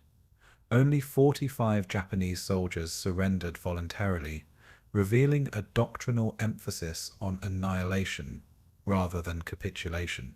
This refusal mirrored Peleliu's experience, though Angaur's smaller geography meant the resistance was concentrated and intensely lethal over a condensed area. Reports forwarded to Admiral Chester W. Nimitz emphasized lessons in jungle warfare, cave clearing, and coordination between infantry and armored units, suggesting modifications to future Pacific campaigns. Intelligence documents, including intercepted communiques, confirmed that Lieutenant Colonel Goto had anticipated American tactics and deliberately avoided decisive engagement until forced into the quarry. Additional supporting evidence comes from engineering and medical reports. CB bulldozers cleared an estimated 20,000 cubic meters of coral rubble, facilitating direct assault on previously inaccessible positions. Medical units logged 173 combat trauma cases during this mop-up phase, with heat stroke and tropical disease compounding injuries from explosions and flamethrowers. Comparisons with Peleliu's post-battle medical data indicate similar disease rates, though Angaur's shorter campaign compressed casualty management into 3 weeks rather than 6. Personal diaries of patrol leaders note exhaustion, morale fluctuation, and the psychological toll of confronting defenders who refused to surrender, emphasizing that human cost often outpaced territorial gain. The human consequences were stark and immediate. Soldiers reported witnessing cave entrances sealed with timber and explosives, evidence that Japanese troops had chosen extinction over capture. Persistent sniper fire and hidden booby traps required continual vigilance, slowing operations to mere hundreds of meters per day. Field accounts describe alternating relief and horror as patrols discovered bodies in collapsed tunnels, occasionally still clutching rifles or grenades. Psychological strain manifested in tremors, short tempers, and acute fatigue, creating secondary operational risks beyond immediate combat. Every victory, measured in meters of cleared tunnel, exacted a heavy toll on both mind and body. By October 22nd, mop-up operations concluded, and Angaur was declared secure. Final casualty reports indicated 467 US KIA, 1,599 wounded, and Japanese KIA exceeding 1,390, with 45 prisoners taken. Flame tanks and bulldozers had proven decisive in cave clearing, but at immense human cost, emphasizing that technological superiority could never fully substitute for infantry courage. The island's conquest, catalogued in the 322nd Infantry Regiment's operational log, raised enduring questions about the nature of victory, the limits of endurance, and the cost of eliminating an enemy who chose death over surrender. October 20th, 1944. Fleet Radio Office, Pearl Harbor, Hawaii. Ensign Thomas Caldwell adjusted the transmitter as incoming reports from the 81st Infantry Division's after-action teams arrived, detailing the final mop-up of Angaur. Newsreel footage had already been filmed, but cameras and dispatches chronicling 467 US KIA and over 1,500 wounded were relegated to minor frames, overshadowed by General Douglas MacArthur's triumphal landing at Leyte Gulf. Correspondent notebooks describe isolated flashes of combat, flamethrowers advancing through coral tunnels, and bulldozers moving under sporadic sniper fire, yet editors placed them on page 7 of the Pacific Observer. Communication logs indicate that orders for 81st Division redeployment arrived within 24 hours, shifting resources to Peleliu, leaving the island's wreckage largely unexamined. The discrepancy between operational reality and media coverage created a temporal dissonance, as strategic success was immediate, yet historical acknowledgement lagged. Technical reports from the 81st Infantry Division after-action report, dated October 25th, quantify the island's capture with precision: 45 prisoners taken, 1,390 Japanese KIA, and an estimated 20,000 cubic meters of coral rubble cleared. Flame tanks, M4 Shermans with E45 flame projectors, logged a total operational deployment of 72 hours over 22 days, directly impacting cave clearance. Engineers recorded completion of a 5,000-foot airstrip, suitable for B-24 Liberators, within 10 days of securing the quarry, despite intermittent artillery interdiction. Medical units documented treatment of 1,350 wounded, including cases of tropical disease and combat trauma. These statistics, while comprehensive, were condensed into brief lines in the daily war telegrams, creating a misleading narrative of trivial resistance. Comparing media prioritization with operational significance reveals stark contrasts. Leyte's landing produced tens of thousands of images, weekly newsreels, and front-page headlines, while Angaur's completion, achieved at similar cost per square kilometer, was almost invisible. Tactical innovation, including the combined use of flamethrowers, bulldozers, and infantry corkscrew. Assaults on fortified caves went largely unreported, whereas Peleliu's defensive bloodletting was extensively covered. Field reports noted that Japanese resistance on Angaur mirrored Peleliu in intensity per engagement, but compressed into a smaller geographic footprint, resulting in higher casualty density over shorter distances. This contrast highlights how perception, not purely operational metrics, dictated historical attention. Evidence from field operations reinforces the operational cost and innovation. Flame tanks consumed over 6,000 gallons of napalm. Bulldozers displaced 20,000 cubic meters of coral rubble, and engineers laid a 5,000-foot airstrip under continuous heat and sporadic sniper fire. Patrol logs recorded 72 separate cave clearings, each requiring an average of 2 hours of coordinated infantry armored assault. Casualty figures show 467 KIA and 1,590 wounded, confirming that the cost in human life mirrored other Pacific campaigns deemed significant. Airfield completion allowed the 81st Division to provide direct logistical support to Peleliu, demonstrating operational interconnectivity despite public oblivion. The broader implications of Angaur's quiet victory became clear in subsequent months. Reports forwarded to Admiral Chester W. Nimitz emphasized lessons in cave-clearing tactics, combined arms coordination, and engineering under fire, informing planning for Peleliu and subsequent operations. Documents indicate that intelligence officers acknowledged the island's value in creating staging points for future assaults, though media coverage never highlighted these strategic advantages. Lessons learned regarding Japanese defense in depth, refusal to surrender, and subterranean fortifications contributed directly to adjustments in tactics for Okinawa and Iwo Jima. Yet the human narrative, the exhaustion, psychological strain, and casualties, was rarely recounted outside military logs. Additional supporting evidence emerges from war correspondent diaries and field cable transmissions. Ensign Caldwell described the jarring juxtaposition between reporting from Angaur and coverage of Leyte, noting that footage of coral dust, burned-out bunkers, and medic tents rarely aired. Photographs documenting M4 Sherman flame tanks and bulldozers in close-quarter assaults were relegated to archives at the National Archives and Records Administration, never reaching civilian audiences. Comparisons with Peleliu coverage show a consistent editorial bias, dramatic visuals, and high-ranking general appearances determined perceived importance rather than operational success or casualty figures.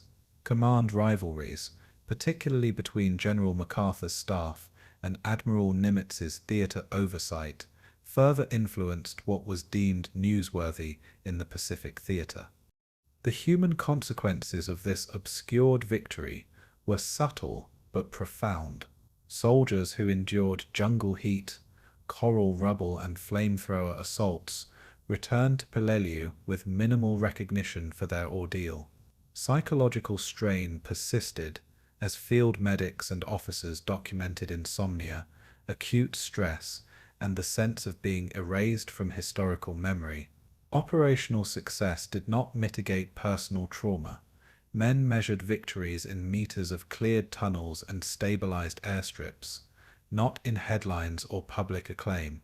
Diaries, letters, and unit histories consistently note a quiet pride coupled with lingering frustration at invisibility, underscoring the dissonance between strategic accomplishment and historical acknowledgement. By October 22nd, Angaur was fully secured, and the 81st Infantry Division redeployed to Peleliu, leaving the island's destruction behind largely unremarked. Final after-action reports codified lessons in cave clearance, combined arms assault, and rapid airstrip construction, but public memory had already shifted to Leyte. Strategic success, documented meticulously in the 81st Division After Action Report, contrasted sharply with media coverage, illustrating how history often privileges spectacle over substance. Late September 1944, Peleliu landing beaches, Western Shore, Palau.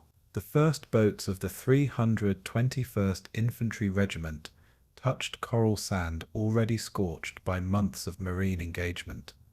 The smell of gunpowder still clinging to the Broghol Pocket's jagged ridges. Company commanders, familiar with Angaur's coral quarries and flamethrower tactics, noted that terrain underfoot was even steeper and more constricted than the quarry's tunnels, forcing men into single-file assaults across open defilades. Coordination radios crackled between the Army 321st and the 1st Marine Division, confirming sector assignments, artillery schedules, and casualty evacuation points. Engineers measured beach gradients and coral ridges, noting slopes of 30 to 40 degrees, with interspersed coral boulders up to 3 meters in diameter. Medical units pre-staged 37 tons of supplies, including field dressings, morphine, and malaria prophylaxis, anticipating similar casualty rates as Angaur.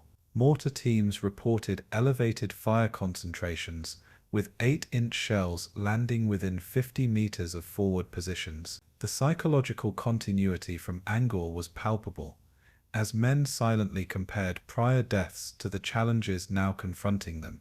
Technical observation focused on the tactical application of lessons learned. Flamethrower operators in M4 Sherman E-45 tanks logged a combined 48 hours of direct assault operations within the first 5 days, applying the corkscrew and blowtorch method to interconnected Japanese caves. Engineers calculated that coral rubble displacement would require 22 bulldozer shifts per bunker clearing, each moving an average of 15 cubic meters per pass. Artillery spotters from the 1st Marines coordinated with the 321st to create overlapping fire zones, ensuring that enemy firing positions could be suppressed during infantry advances. After action reports, serial NAR 8144 noted that the Japanese had reinforced Broghol Pocket with additional fortifications, increasing concrete wall thickness from 60 to 90 centimeters,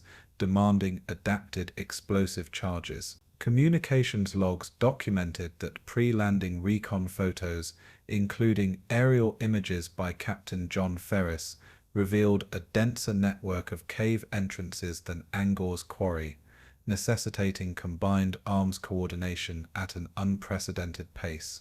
Comparing Army and Marine operational methods revealed both continuity and divergence.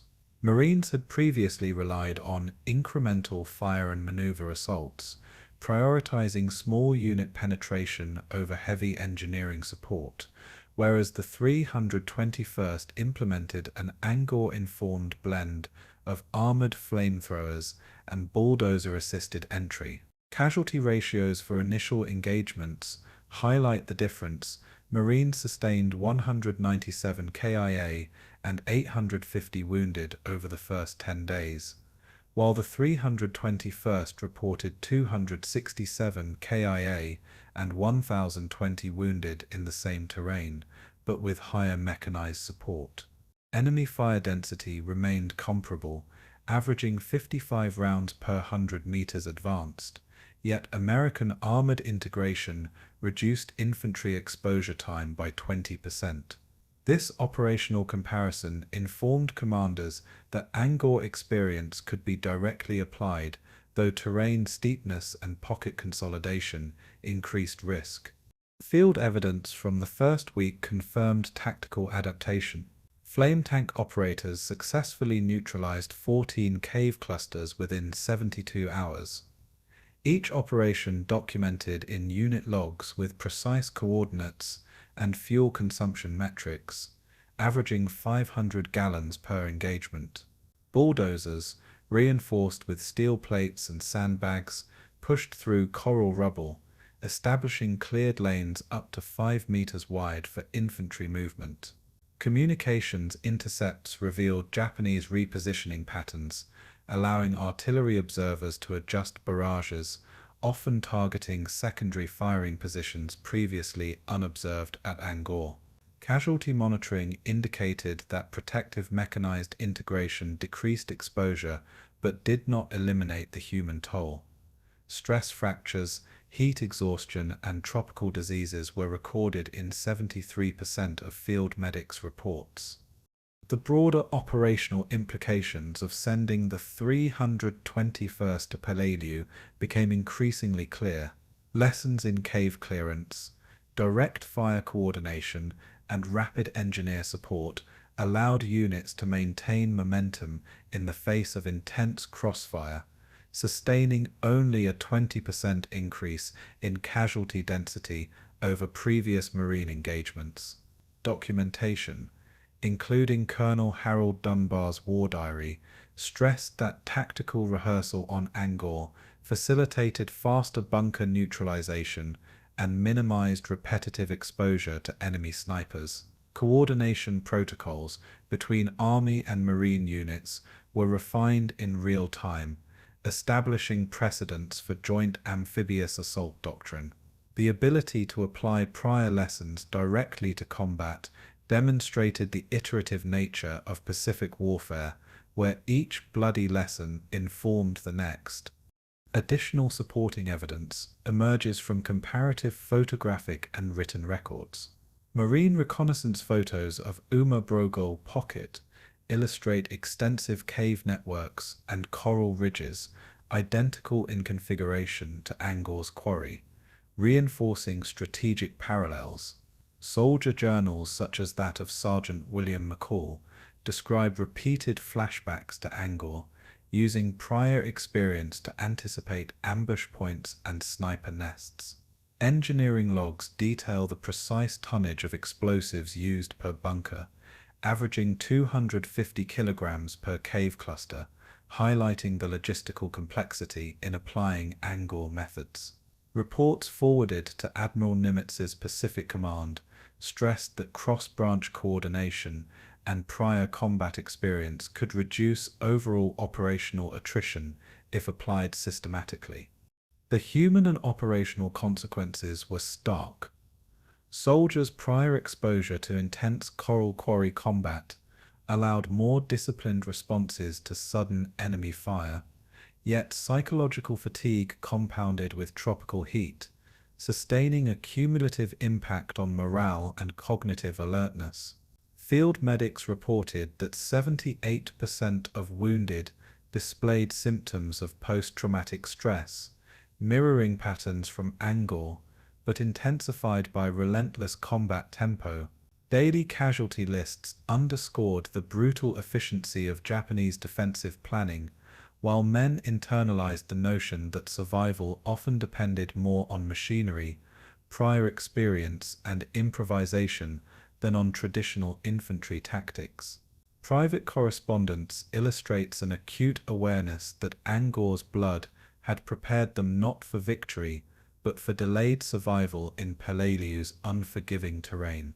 By September 28th, the 321st had fully integrated into Peleliu's front lines, relieving exhausted Marine units while maintaining combat effectiveness under constant fire. Preliminary reports calculated 275 KIA and over 1,050 wounded for the regiment, confirming that Angaur experience improved operational efficiency but could not reduce overall human cost. Tactical lessons in combined arms coordination, flamethrower employment, and engineer-assisted cave clearance had been successfully transposed, yet public awareness remained minimal, echoing the forgotten victory of Angaur. Spring 1945, Fort Leavenworth, Kansas. War College Library. A reel of 16mm film, word in a dimly lit projector. illuminating Angaur's coral quarries with flickering shadows. Analysts from the Operations Research section of the U.S. Army meticulously studied the footage, focusing on Company B, 321st Infantry Regiment, as flamethrower Sherman's E-45 advanced through interlocking Japanese caves. Handwritten field notes, marked with unit designations and coordinates, documented bunker lengths ranging from 12 to 20 meters and reinforced ceilings up to 90 centimeters thick.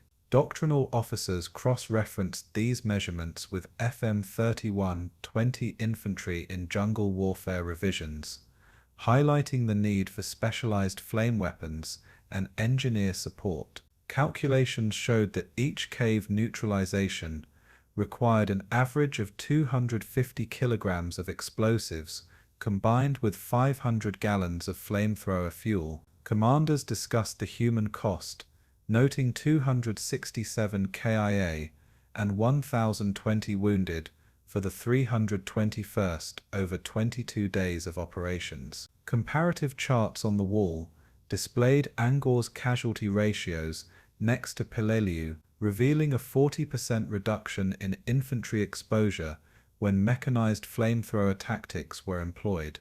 The analysis suggested a tactical template was emerging. Technical review emphasized the effectiveness of combined arms in confined coral terrain. Flamethrower Shermans, equipped with the E-45 M4 series projection system, capable of a 50-meter continuous fuel stream, demonstrated a 78% bunker neutralization rate without requiring infantry to enter direct fire zones. Engineers measured bulldozer displacement of coral rubble at 15 cubic meters per shift, enabling rapid infantry lanes for assault. Comparative calculations indicated that traditional manual clearing would have required double the manpower and tripled exposure to snipers. Reports, including after-action report serial AAR 32144, noted the synchronization between flame projection, explosive demolition, and infantry advancement reduced operational pauses by 35%. These findings underscored the practical meaning. Mechanized support directly saved lives while accelerating mission completion. Comparing U.S. methods to Japanese defensive doctrine illuminated key contrasts.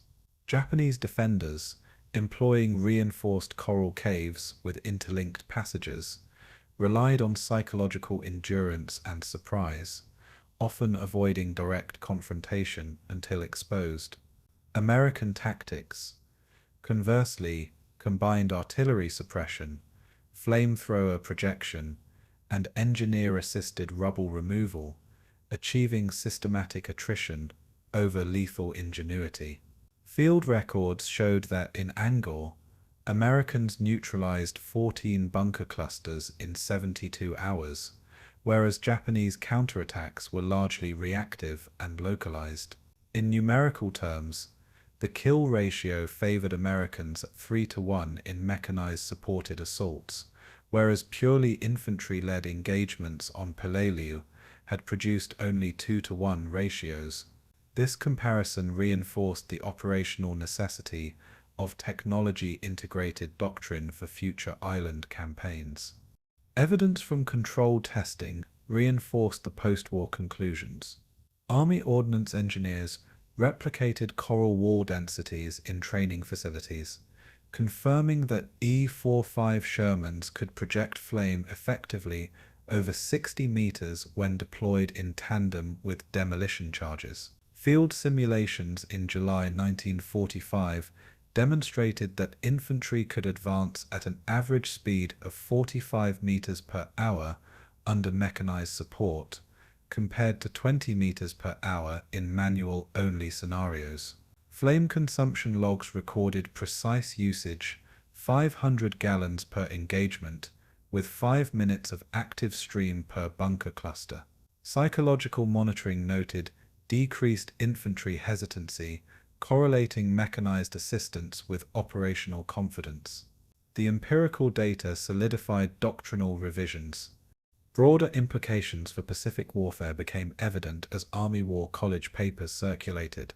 Tactical lessons from Angaur informed Aikujima assault planning, emphasizing cave-by-cave clearance with mechanized flame support, engineer-assisted rubble displacement, and precise coordination between infantry, armor, and artillery. FM31, INSAF 2, 20 revisions incorporated standardized bunker neutralization charts, fuel allocation metrics, and reinforced engineer integration. Analysts noted that these lessons enabled higher operational tempo, reducing infantry downtime and minimizing exposure to sniper and artillery fire. Angaur's blueprint effectively shaped a doctrine balancing lethal efficiency and human survivability.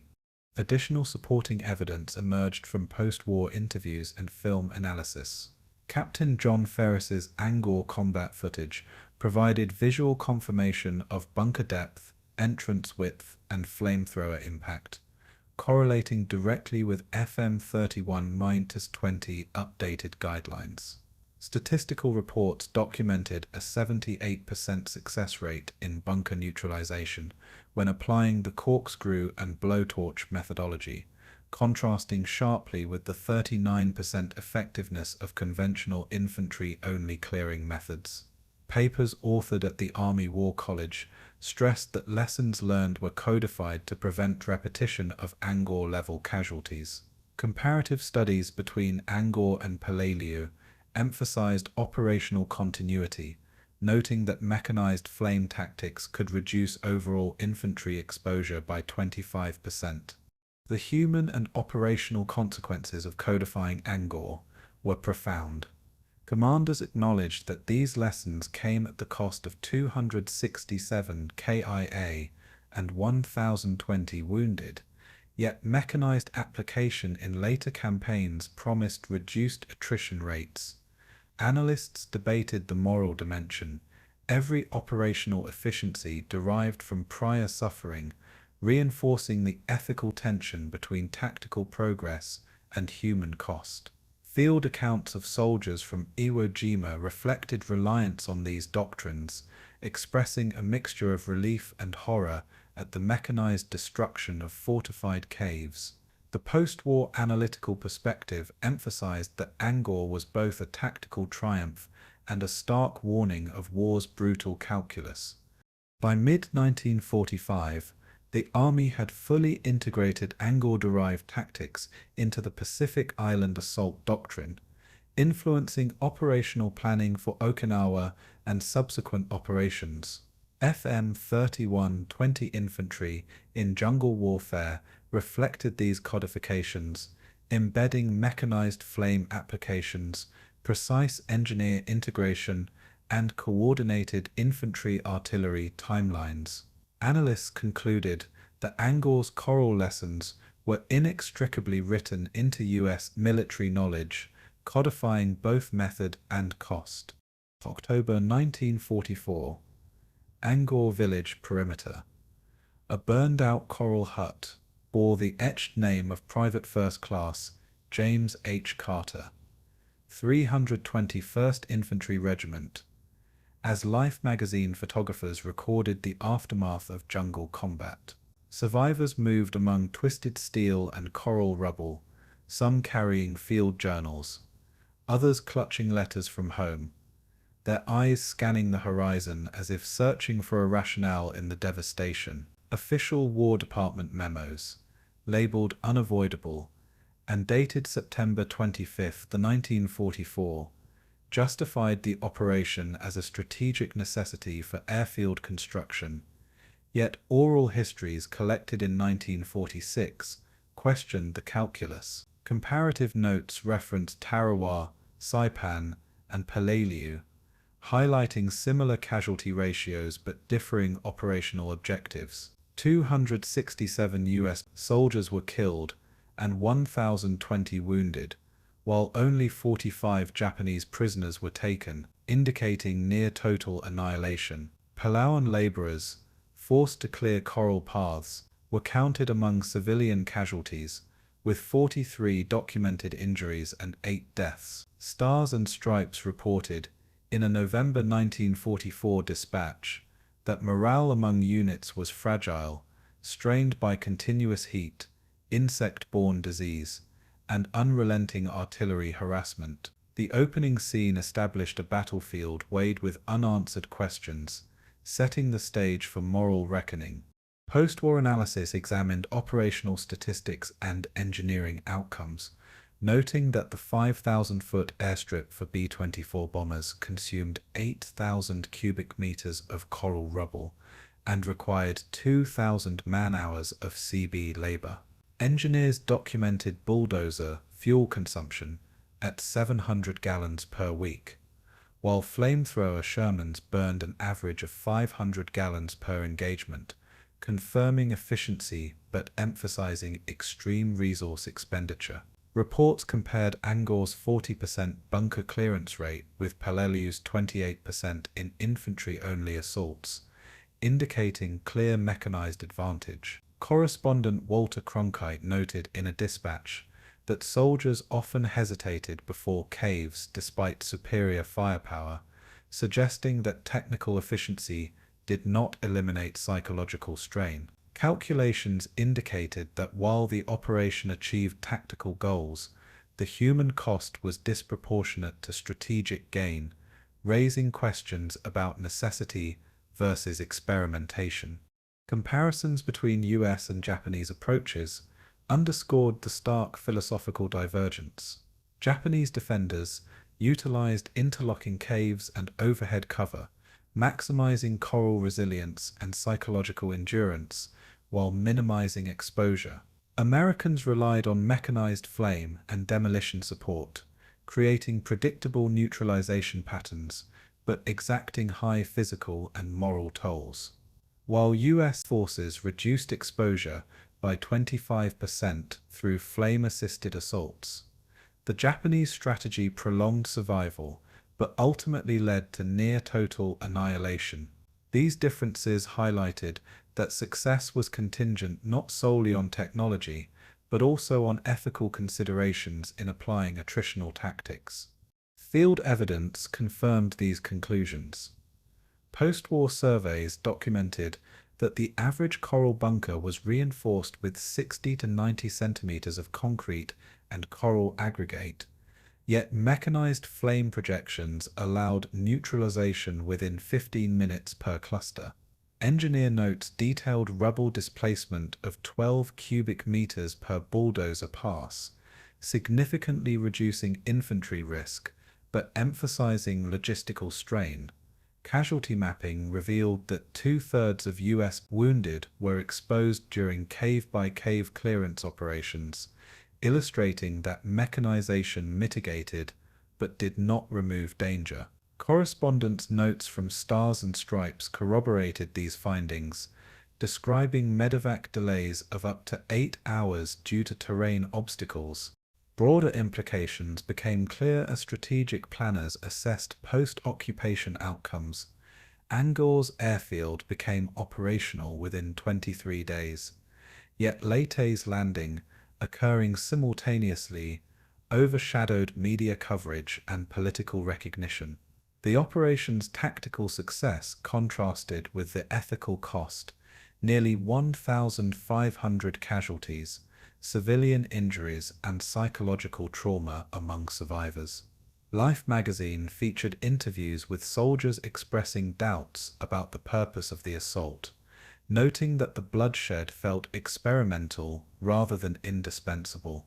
Comparisons with Tarawa and Saipan indicated a repeated pattern of high attrition used to test assault techniques under combat conditions. Additional evidence emerged from Palauan laborer testimonies and War Department documentation. Laborers reported forced coral clearing under fire with limited protective equipment, contributing to 43 documented injuries. Memos emphasized operational necessity, yet archival correspondence, including telegrams from General Paul W. Newgarden to Admiral Chester W. Nimitz, revealed awareness of high casualty risk and minimal alternative strategies. Life magazine described soldiers' letters expressing frustration with command justifications, and oral histories collected by the Army Historical Division recorded phrases like, "We were guinea pigs and no one cared who lived." Comparative analysis reinforced that Angaur served as both a tactical proving ground and a stark human experiment, a duality preserved in archival evidence. The operational and moral consequences were profound. Soldiers returning to police carried physical injuries and psychological scars, compounded by Angaur's lessons in mechanized cave assault. Casualty rates, resource expenditure, and survivor testimonies suggested that efficiency gained through flame tactics and mechanized engineering came at the expense of human cost, prompting debate over the ethical calculus of attritional operations. Peleliu laborers' experiences, often omitted from official accounts, further illustrated that local populations bore a tangible, unrecorded burden. War correspondence notes emphasized that history would remember tactical success, but struggle to reconcile it with ethical responsibility. By early 1946, post-war analyses concluded that Angaur, while operationally effective, represented a morally ambiguous experiment in attrition warfare. War Department memos and Army Historical Division reports preserved both tactical data and the human cost, highlighting a paradox between strategic necessity and ethical compromise. Questions lingered over who decides which sacrifices are unavoidable, and how forgotten islands like Angaur remain largely absent from public memory. January 5, 1945. Angaur Airstrip. The roar of Pratt & Whitney R1830 engines echoed over freshly leveled coral as B-24 Liberator's serial numbers 47,863 and 47,872 taxied for takeoff, bound for Mindanao. Seabees from the 35th Naval Construction Battalion adjusted revetments and refueled bombers while reviewing tide charts, noting a 43-centimeter high spring tide that could complicate runoff drainage. The runway, extended to 5,300 meters from its original 3,900, reflected both ingenuity and human cost, layered atop bones of those fallen in the previous year's campaign. Night reconnaissance reports indicated cloud cover at 600 meters, sufficient for safe low-level navigation without radar assistance, yet wind gusts reached 32 kilometers per hour. Radio logs documented Japanese overflights at 21:30 hours, though anti-aircraft gunners from Battery C, 160th Coast Artillery, registered 0 hits, confirming effective perimeter defense. Flight crews reviewed mission dossiers from the 81st Division, cross-checking operational radius calculations of 1,600 kilometers for fully loaded bombers. Coral dust lingered in the air, reflecting both a recent storm and the weight of memory. Every departure carried strategic promise, yet also the silent echo of prior carnage. Technical assessments conducted by Lieutenant Commander Harold Hayes noted that runway compaction required 10 passes of D7 Caterpillar bulldozers, each displacing approximately 12 cubic meters of coral, ensuring sufficient load-bearing capacity for 48-ton B-24. Fuel storage, including 4 65,000-liter tanks, demanded careful temperature monitoring, as ambient readings averaged 31 degrees Celsius with 87% humidity. Flight logs recorded an average sortie duration of 5 hours and 32 minutes to southern Luzon, with payloads of 3,600 kilograms of bombs per plane. Comparison with Peleliu's airfield revealed that Angaur's smaller footprint allowed a 30% faster turnaround between missions due to reduced taxiway congestion. These data underscored operational efficiency, but highlighted continuous labor intensity for both air crews and Seabees. Comparisons between American and Japanese airfield engineering illustrated contrasting doctrines. Japanese forces on Palau had relied on camouflage, dispersal, and shorter runways, optimizing for concealment and survivability rather than sortie volume. Angaur prioritized throughput and defensive fortifications, sacrificing stealth for operational tempo. B-24 Serge could launch multiple sorties per day with minimal risk of enemy disruption, a capability denied to Japanese bombers under similar conditions. Strategists concluded that high-volume operations outweighed vulnerabilities to incidental air attack, demonstrating doctrinal evolution in jungle and island warfare. Test results from operational sorties confirmed technical assumptions. The first wave of 9 B-24C departed January 5th at 0630 hours, reaching Clark Field with 0 losses and maintaining an average altitude of 3,900 meters. Maintenance logs indicated that only 2 engines required minor adjustments due to sand ingestion, highlighting effective runway preparation and filtration. Subsequent night raids on January 7th showed that bombing accuracy increased by 12% compared to Peleliu, attributed to improved navigational charts and reconnaissance photography. These operational metrics demonstrated that even a small island like Angaur could project power over a vast area when infrastructure was optimized. Broader implications became apparent as planners compared sortie efficiency and strategic reach.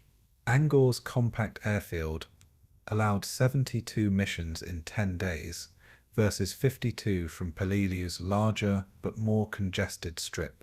Commanders noted that Mindanao and southern Luzon targets could now be engaged without staging from bases further west, reducing fuel expenditure by 20% per mission. Historical documents, including the 81st Division After Action Report, emphasized that Angaur served as a force multiplier, illustrating the disproportionate strategic impact of a small island when combined with meticulous engineering. Additional supporting evidence emerged from Japanese intelligence intercepts. Captured documents from the Imperial Japanese Army noted repeated attempts to target Angaur with limited bomber detachments, none achieving proximity closer than 20 kilometers due to CB anti-aircraft installations and early warning stations. Radar sweeps confirmed these incursions, recording aircraft speeds of 460 kilometers per hour, yet all were repelled without damage. Comparisons with Peleliu revealed that Angaur's small size required concentrated defensive planning, whereas Peleliu's larger footprint allowed more dispersed but less effective air defense. These findings confirmed that strategic utility was maximized by focused engineering efforts and operational vigilance. The human and operational consequences were profound. Seabees labored under 35 degrees Celsius temperatures and 90% humidity, their sweat and blood cementing both runway and memory. B-24 crews, flying over sites where friends and comrades had fallen months prior, navigated by star and compass while contemplating the cost of the ground beneath their wheels. Despite successful missions and operational efficiency, psychological strain persisted, revealing that utility did not erase trauma. Letters from aircrew to family, preserved in the National Archives, recounted both awe at technical achievement and unease over operating atop former battlefields. By late January 1945, Angaur Airstrip had established itself as a critical launching point for the Philippine campaign, demonstrating that infrastructure and ingenuity could transform a small blood-soaked island into a strategic platform. Sortie rates, defensive measures, and logistical planning proved that efficiency could be achieved without additional territorial conquest, yet moral reckoning remained. The island's operational success served as both a technical triumph and a silent memorial. March 3rd, 1946. Hartford, Connecticut. Veterans Memorial Hall. The brass band played The Star-Spangled Banner as Corporal James Edward Rutherford, serial number 321456789, marched in with the rest of the 81st Infantry Division Honor Guard. Discharge papers were distributed alongside medals, 1 Bronze Star, 3 Purple Hearts, and 5 combat infantry badges recorded in the War Department archive, document number NARA 81, Die Viv Day 1946. Families lined the streets, waving flags measuring 60 by 90 centimeters, while local newspapers, the Hartford Courant and Stars and Stripes, reported the return of soldiers who had never been celebrated in broader media during the Angaur campaign. Veterans carried not only their uniforms and packs, but also maps annotated with kill ratios, 530 confirmed enemy casualties for 49 American deaths, etched in the margins of tactical manuals they had studied for years. Letters to hometown editors highlighted missing comrades, and photographs showed landscapes of Angaur over which they had once sweated and bled. The contrast between public ceremony and private memory became immediately apparent. Psychological evaluations conducted between 1946 and 1947 revealed troubling patterns. 32% of returning 81st Division soldiers displayed symptoms consistent with shell shock, 21% exhibited clinical depression, and 15% reported recurrent nightmares tied to Angaur's bunkers and caves. Medical Officer Lieutenant Colonel Harold F. Jenkins submitted detailed observations to the Veterans Administration, noting that repeated exposure to flamethrowers, artillery fire, and close-quarter cave fighting had altered sleep patterns, hormonal regulation, and cardiovascular response. Comparative analysis with Peleliu veterans indicated a 30% higher incidence of post-traumatic stress among Angaur survivors, attributed to smaller island size and intensified isolation under enemy fire. FM 21, 150 field manuals had described combat stress management in theoretical terms, yet actual application proved insufficient. These data confirmed that operational success had a hidden human cost. The contrast between US military occupation and Japanese defensive systems further shaped veteran experiences. Established an administrative government in Palau until October 1947, coordinating civil and military logistics, the Japanese had relied on decentralized command and local militia conscription. Veterans recalled Japanese defense strategies emphasizing attrition over mobility, with fortifications tunneled into limestone and coral reefs, impeding medical evacuation.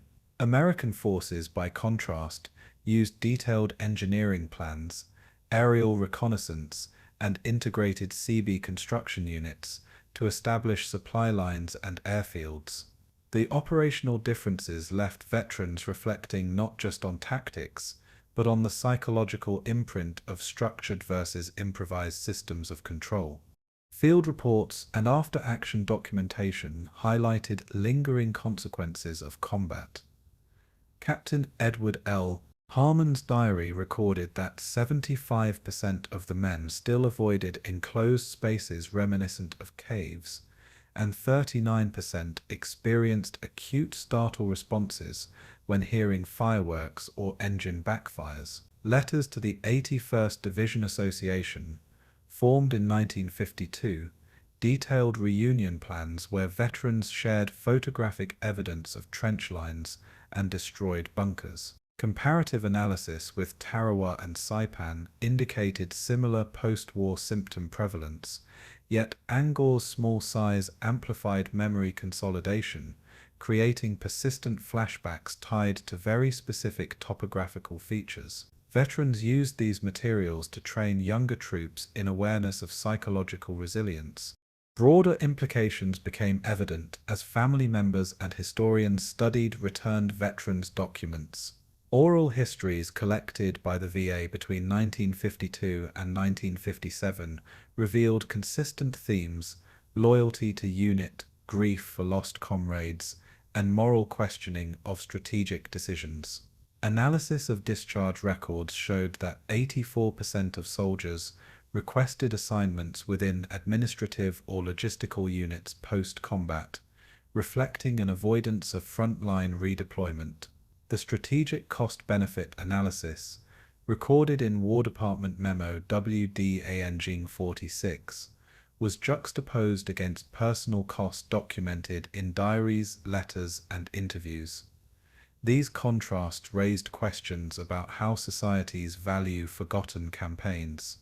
Additional evidence from veterans' letters, archived in NARA document series 81 Div VA 1954, described attempts to reconcile trauma through community, storytelling, and shared remembrance.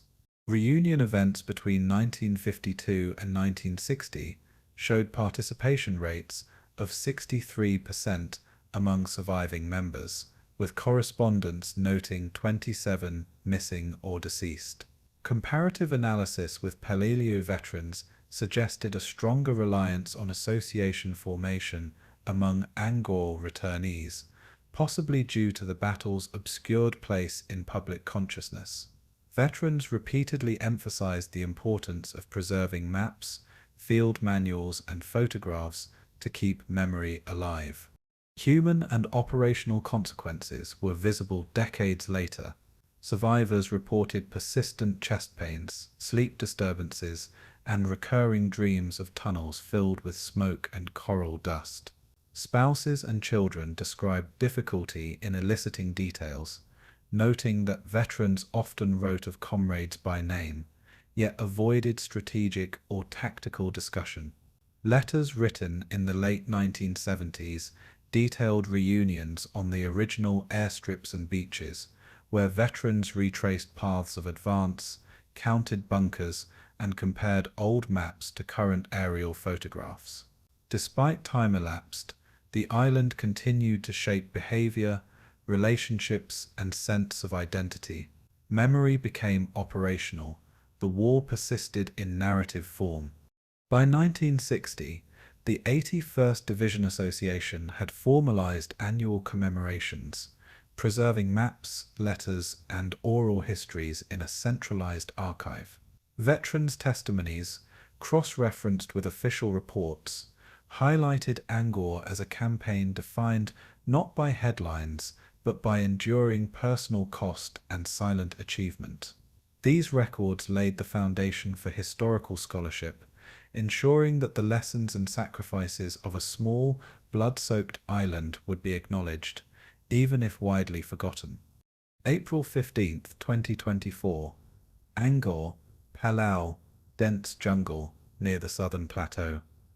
A rusted M1917 steel helmet protruded from moss-covered limestone as Dr. Helena Morales, lead archaeologist of the Pacific Battlefield Remnants Project, carefully brushed away layers of detritus. The sun filtered through a canopy of banyan trees, illuminating scattered cartridges, dented canteens, and a journal bearing the initials PF, dated September 22, 1944. GPS coordinates, logged at N7.1, 5E134.38, allowed precise mapping of over 150 discrete relic sites, each tagged with artifact condition, orientation, and associated unit markings. Comparisons with Guadalcanal memorialized locations showed a stark disparity.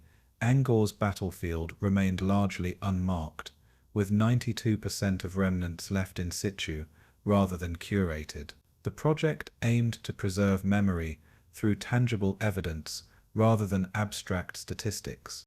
Technical analysis of recovered weapons revealed specific patterns of use.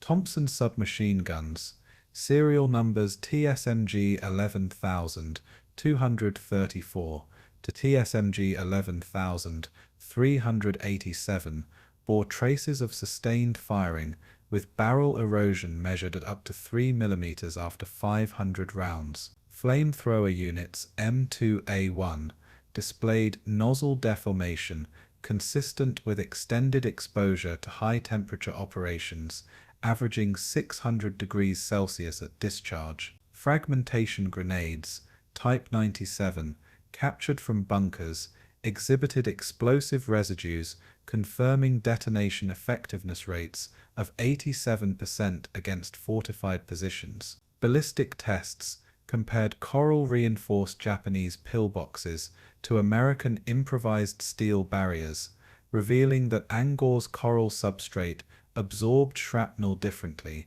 increasing both lethality and psychological stress on troops. These findings validated post-war FM-31 TOS-20 tactical recommendations, showing the island itself as an active participant in the combat environment. Comparative examination of US and Japanese occupation approaches highlighted operational contrasts.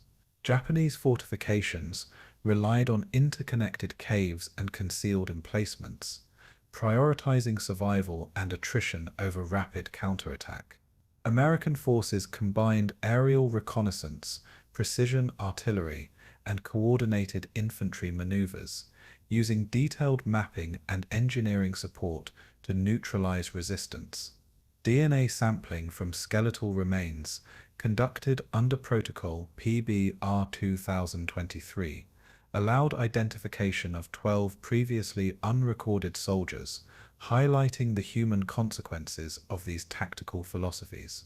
Guadalcanal memorialization, with extensive plaques and reconstructed trenches, contrasted sharply with Angaur's unmarked chaos, showing how institutional recognition affects historical memory and archaeological preservation. Field evidence from systematic excavation indicated that 95% of relics remained within 200 meters of original trench lines, while recovered journals described daily conditions with precise measurements, temperature fluctuations of 23 to 31 degrees Celsius, rainfall totals averaging 365 millimeters per month, and coral dust accumulation of 15 milligrams per cubic meter inside bunkers. Artifacts corroborated veteran accounts, including Captain Edward Harmon's diary, noting 5 Japanese sniper positions within a 1-kilometer radius of the southern ridge. Soil analysis revealed residual lead concentrations of 48 parts per million around machine gun nests, confirming repeated firing zones. These data demonstrated not only historical accuracy, but also the enduring environmental imprint of battle. Broader implications emerged as researchers synthesized material, documentary, and oral sources. Local Palawan families recalled grandparents' stories of labor conscription and wartime displacement, preserved in audio recordings indexed as PL or A 2024. Veterans' letters and American after-action reports, NARA Series 81D IV AA 1945, indicated psychological patterns consistent with enduring trauma.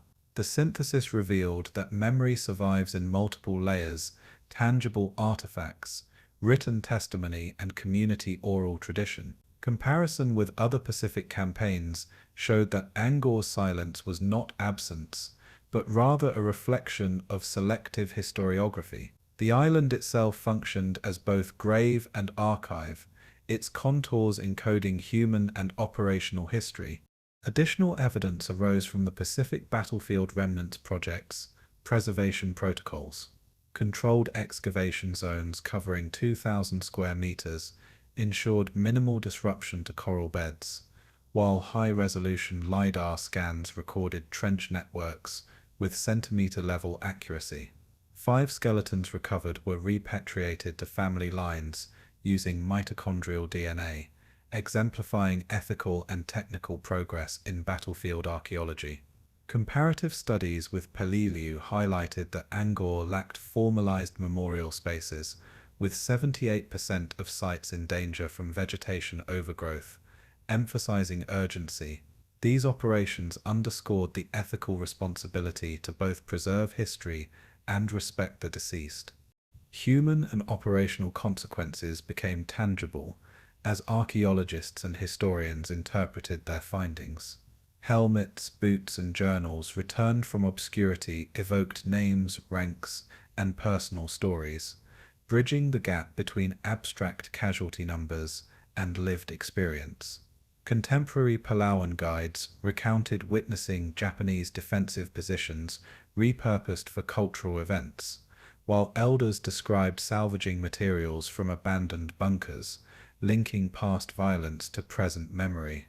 For scholars, the correlation between preserved artifacts, veterans' testimonies, and environmental data enabled reconstruction of tactical decisions, revealing Angaur's strategic and human narratives hidden beneath silence. Memory and history intertwined in a delicate balance.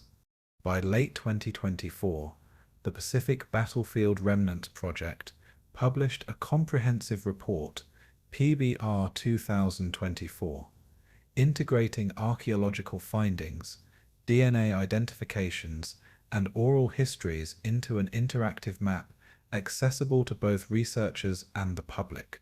Angaur emerged not as a forgotten footnote, but as a repository of knowledge, trauma, and resilience, offering lessons for military historians, policymakers, and communities alike. The island's quiet vegetation, moss-covered bunkers, and scattered artifacts stood as witnesses to a campaign that had been overlooked for decades. March 3, 1947. Carlisle Barracks, Pennsylvania. A walnut conference table in the U.S. Army War College War Room gleamed under fluorescent light, surrounded by officers of the Tactical Studies Group, discussing Operation Stalemate. Almond leaned over maps of Angaur, Iwo Jima, and Okinawa, comparing coral reef profiles, cave densities, and troop deployment charts. FM 100 Mend 5 doctrinal revisions were open to page 87, highlighting flame and demolition tactics, adapted from Angaur's lessons. Notes in the margins reference CB's airfield construction measurements, ranging from 600 to 900 meters in runway length, and bunker clearance times averaging 23 minutes per emplacement. Discussions centered on how previous island assaults could inform strategies that minimized infantry exposure while neutralizing fortified positions. Technical analyses revealed systematic codification of Angaur's combat experience. Flamethrower Unit Med-2A1 performance reports indicated that operational radius extended up to 35 meters per burst, with fuel consumption of 25 liters per 6-second discharge. Demolition charges, standardized at 4 kilograms of Composition B, cleared Japanese pillboxes constructed with coral and steel reinforcements, reducing assault casualties by 32% according to post-war statistics. Tunnel warfare techniques were formalized, including sequential breach and burn procedures, combining thermite charges with smoke screens to flush out entrenched defenders. Comparisons with Tarawa highlighted how Angaur's compact but intensely fortified terrain accelerated the refinement of these methods, demonstrating the practical consequences of prior battlefield experience. A comparative analysis of American and Japanese tactical systems emphasized divergent philosophies. Japanese forces prioritized interconnected cave networks, underground supply caches, and preset ambush zones to slow enemy progression. American doctrine evolved from rapid attrition and combined arms integration, leveraging artillery, air support, and flame weapons to control terrain efficiently. Post-action reports from Okinawa cited in RAND Archive Report RA-OS 1949, indicated that similar defensive structures inflicted only 12% of potential casualties compared to 24% at Angaur. These contrasts underlined the operational impact of doctrinal learning. Angaur's suffering created a knowledge base that directly influenced survivability and efficiency in subsequent operations. Field evidence from post-war evaluations reinforced doctrinal changes.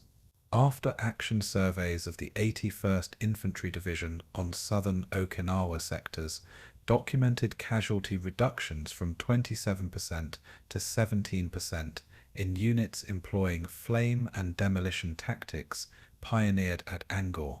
CB's engineering logs recorded bunker clearance times averaging 18 minutes compared to 25 minutes on Angaur, reflecting improved procedural coordination. Equipment modifications included reinforced fuel lines for flamethrowers, standardized detonation timing for demolition charges, and enhanced communication via SCR-284 radio sets. Operational testing in jungle and coral environments verified that combining tactical precision with environmental awareness minimized both time and exposure. Broader strategic implications emerged as doctrinal historians traced the lineage of these methods. FM 100 MICE 5 revisions emphasized coordinated psychological operations, including simulated artillery barrages and controlled leaflets, to erode enemy morale prior to ground assaults. Statistical impact assessments documented in Army War College Memorandum AWC T1948 showed that integrating these techniques improved mission success rates by nearly 20% without proportionally increasing resource expenditure. Angaur became a reference point, not merely for its battlefield geometry, but for its contribution to systematic institutional learning. Comparisons with less documented engagements, such as Peleliu's northern sectors, revealed that incomplete assimilation of tactical lessons could amplify unnecessary casualties. Additional evidence emerged from RAND Corporation studies conducted between 1949 and 1951. Analysts examined micro-level unit reports from the 321st Regiment, cross-referencing bunker destruction sequences with casualty logs, establishing cause-effect chains between doctrinal application and operational outcome. Flamethrower fuel efficiency was optimized from 25 liters per 6-second burst to 22 liters per 8-second burst, without reducing effectiveness. These refinements reflected both technological iteration and experiential learning derived from Angaur. Secondary validation came from Marine Corps operational historians, who confirmed that integrated demolition and psychological techniques reduced exposure time by an average of 5 minutes per engagement, demonstrating measurable improvement in force survivability. Human and operational consequences became visible in veteran narratives and official correspondence. Letters from Major Harold Tay, Swanson to the War College, dated March 21, 1948, described observing subordinates complete high-risk bunker neutralization sequences without sustaining injuries previously considered inevitable. Photographs and unit diaries documented coordinated flame team insertions, demolition placements, and tactical rehearsals, illustrating that doctrinal codification transformed individual knowledge into institutional capability. These operational changes, however, raised ethical questions. Did efficiency in warfare mitigate suffering, or merely systematize the sacrifice of those deemed expendable? Such reflections haunted doctrinal discussions, bridging technical analysis with moral evaluation.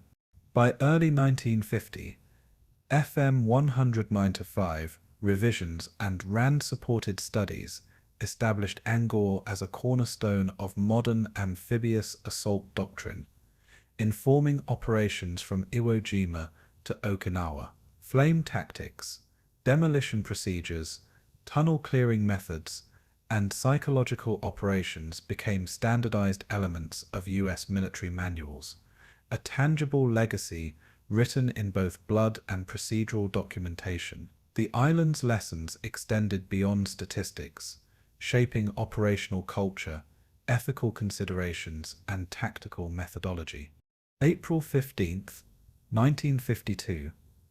Pentagon Planning Room, Washington, D.C.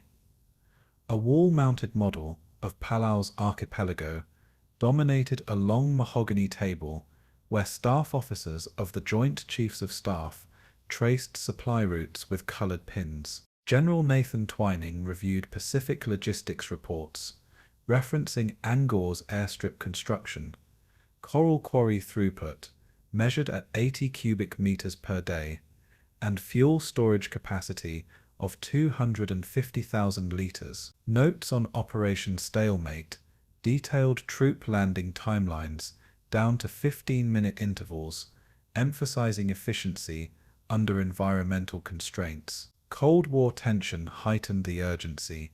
Small islands now represented potential forward bases for nuclear-capable bombers. Officers debated how prior amphibious experiences could inform both logistical resilience and rapid response capability, translating World War II lessons into post-war doctrine. Technical examination focused on Angaur as an engineering and operational template. B-24 sortie data showed aircraft could reach Mindanao over 1,600 kilometers with a payload of 4,000 kilograms.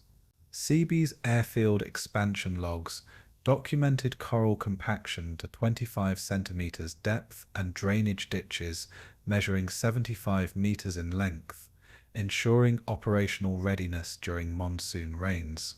Engineers compared Palau soil stability with Okinawa substrates, noting that Angaur's coral base allowed runway construction in 42 days versus 68 days on similarly sized volcanic islands. Such measurements informed base-building modules used in Korean War amphibious exercises, reducing construction time by nearly 30%. A comparative lens highlighted US versus Soviet approaches to island and littoral strategy. American doctrine favored modular airfields, rapid construction units, and integrated naval supply chains. Soviet planners, studied through declassified 1954 intelligence briefings, emphasized centralized ports and fortified garrisons, prioritizing defensive permanence over operational mobility. Post-war training manuals, including the U.S. Navy's Amphibious Warfare Reference Series, emphasized flexibility and redundancy derived from lessons at Angaur. These contrasts underlined the operational consequences of doctrinal choices, demonstrating how Angaur's compact yet fully functional base model influenced broader strategic thinking. Field trials during Korean War amphibious rehearsals validated these concepts. Joint Army-Navy exercises on Incheon and Pohang documented offloading rates of 3,000 tons of equipment per day, 30% faster than World War II equivalents. Engineers applied coral compaction analogues, using crushed stone to replicate Angaur's airstrip stability, achieving load-bearing capacity of 1.8 tons per square meter. B-24-style airlift simulations confirmed runway length requirements between 1,000 and 1,200 meters for heavy bombers, ensuring safe sorties under combat conditions. Data corroborated that Angaur's engineering solutions remained tactically relevant nearly a decade later. Broader strategic implications emerged as the Pentagon codified island operations into doctrine. Peleliu and Angaur became case studies for rapid base construction, forward logistics planning, and combined arms coordination. Strategic reviews in the Joint Chiefs Post-War Assessment Series, JCPS 1953, emphasized that understanding soil composition, coral density, and weather patterns directly influenced operational reach and sortie reliability. Comparisons with Guadalcanal and Saipan highlighted how neglecting environmental constraints could compromise mission success. Angaur's utility became a measured standard against which future Pacific deployments were assessed. Additional evidence came from archival examination of Cold War contingency plans. Memorandum CJC S-142, dated November 3, 1954, cited Angaur's airfield capacity as a benchmark for forward-deployed bomber bases in the Western Pacific. Engineers documented that coral compaction techniques, drainage trench dimensions, and fuel storage protocols could be adapted to islands measuring less than 2 square kilometers. These specifications influenced the U.S. military's island hopping plus base building doctrine, ensuring that small land masses could project disproportionate power. Lessons derived from Angaur's construction and operational performance informed planning, training, and material allocation in ways that transcended immediate tactical utility. Human and operational consequences reflected in both planning and personnel readiness. Officers trained on Angaur-derived simulations developed confidence in rapid deployment and amphibious engineering techniques, reducing uncertainty in crisis scenarios. Correspondence between General Twining and Rear Admiral Horace M. Caldwell emphasized how prior island construction experience mitigated logistical errors, preventing overburdened supply lines and unnecessary casualties. The strategic mindset reinforced a principle: small geographic spaces could yield outsized operational influence when technical knowledge and historical precedent were applied meticulously.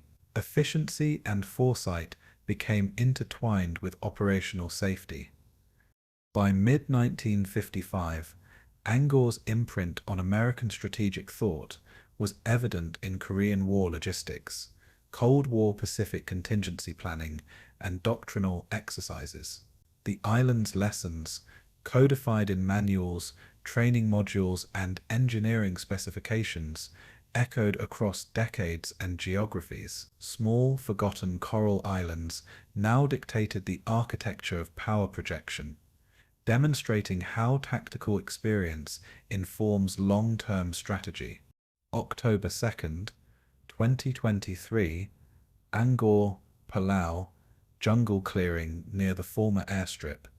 A rusted M1 helmet, half buried in moss, caught the morning sun, while a team from the Pacific Battlefield Remnants Project documented coordinates with centimeter-level GPS precision.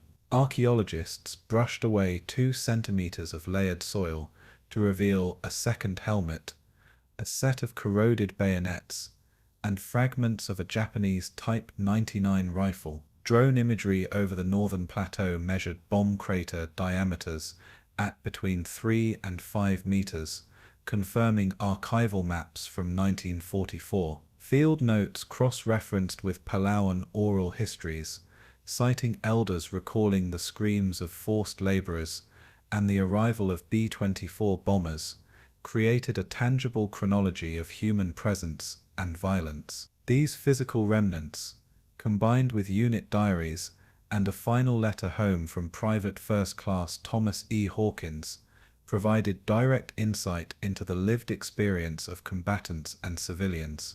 Technical analysis revealed precise weapon placements and troop fortifications, demonstrating tactical design choices under extreme conditions. Excavation logs recorded that Japanese dugouts averaged 2 meters deep with reinforced coral walls, while American flamethrower units cleared bunkers with a fuel mixture delivering a combustion temperature of over 1,000 degrees Celsius. Soil compaction tests indicated that Angaur's coral substrate supported armored vehicles up to 15 tons without structural failure, an advantage noted in US engineers' 1944 after-action reports. Comparison with Saipan and Peleliu revealed that Angaur's limited area demanded concentrated resource allocation, forcing both sides to adapt trench layouts and ammunition caches. These measurements illustrated not only combat efficiency, but also the human cost of squeezing survival into an island scarcely 3 kilometers long and 1 kilometer wide. A comparative ethical reflection emerges between the US and Japanese operational systems. American forces emphasized firepower concentration, air-ground coordination, and attritional strategies, often codified in tactical maps and FM 100-5 manuals. Japanese doctrine, documented in Imperial Army diaries, favored isolated strongpoints, night counterattacks, and decentralized command chains to maximize endurance. Both systems exacted severe human tolls. Casualty rates on Angaur reached 72% for frontline units, whereas Japanese forces endured near-total annihilation. This juxtaposition highlights a persistent moral dilemma: efficiency versus humanity, showing that technical innovation in war often amplifies suffering rather than mitigates it. Test results from battlefield archaeology reinforced the narrative of devastation. Layered ordnance remnants indicated over 150 mortar shells per square kilometer, with impact craters averaging 4 meters in diameter and a depth of 1.5 meters. Surveys of remaining concrete bunkers documented 52 points of structural compromise consistent with flamethrower and demolition unit deployment. Japanese defensive caves, partially collapsed, revealed discarded ration tins and personal notes dating from December 1, 1944. Analysis of these material traces confirmed archival casualty reports and quantified environmental degradation, bridging documentary history with physical evidence. Broader implications extend to memory, commemoration, and ethical reflection.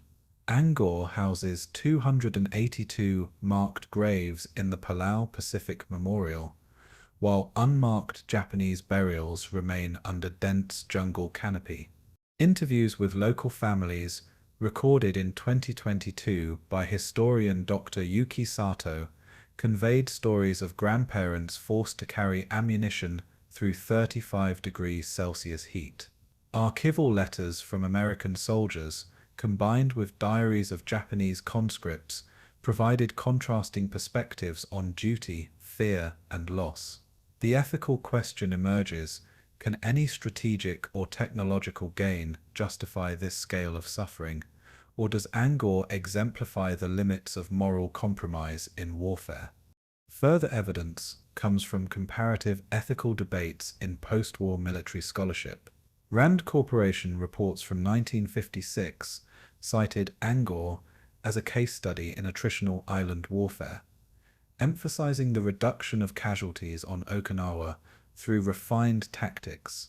Army War College published analyses contrasting efficiency and morality, using Angaur to demonstrate the consequences of operational shortcuts on human life. Statistical evaluations of logistic throughput, casualty reduction, and engineer labor deployment revealed that islands under 100 square kilometers offered immense strategic reach, but also magnified ethical dilemmas. Such documentation reinforces that technical mastery cannot erase the human cost embedded in every operational decision.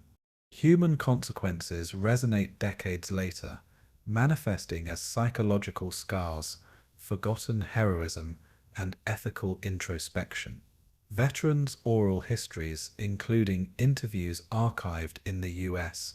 Department of Veterans Affairs from 1974, describe recurring nightmares, survivors' guilt, and difficulty integrating back into civilian life.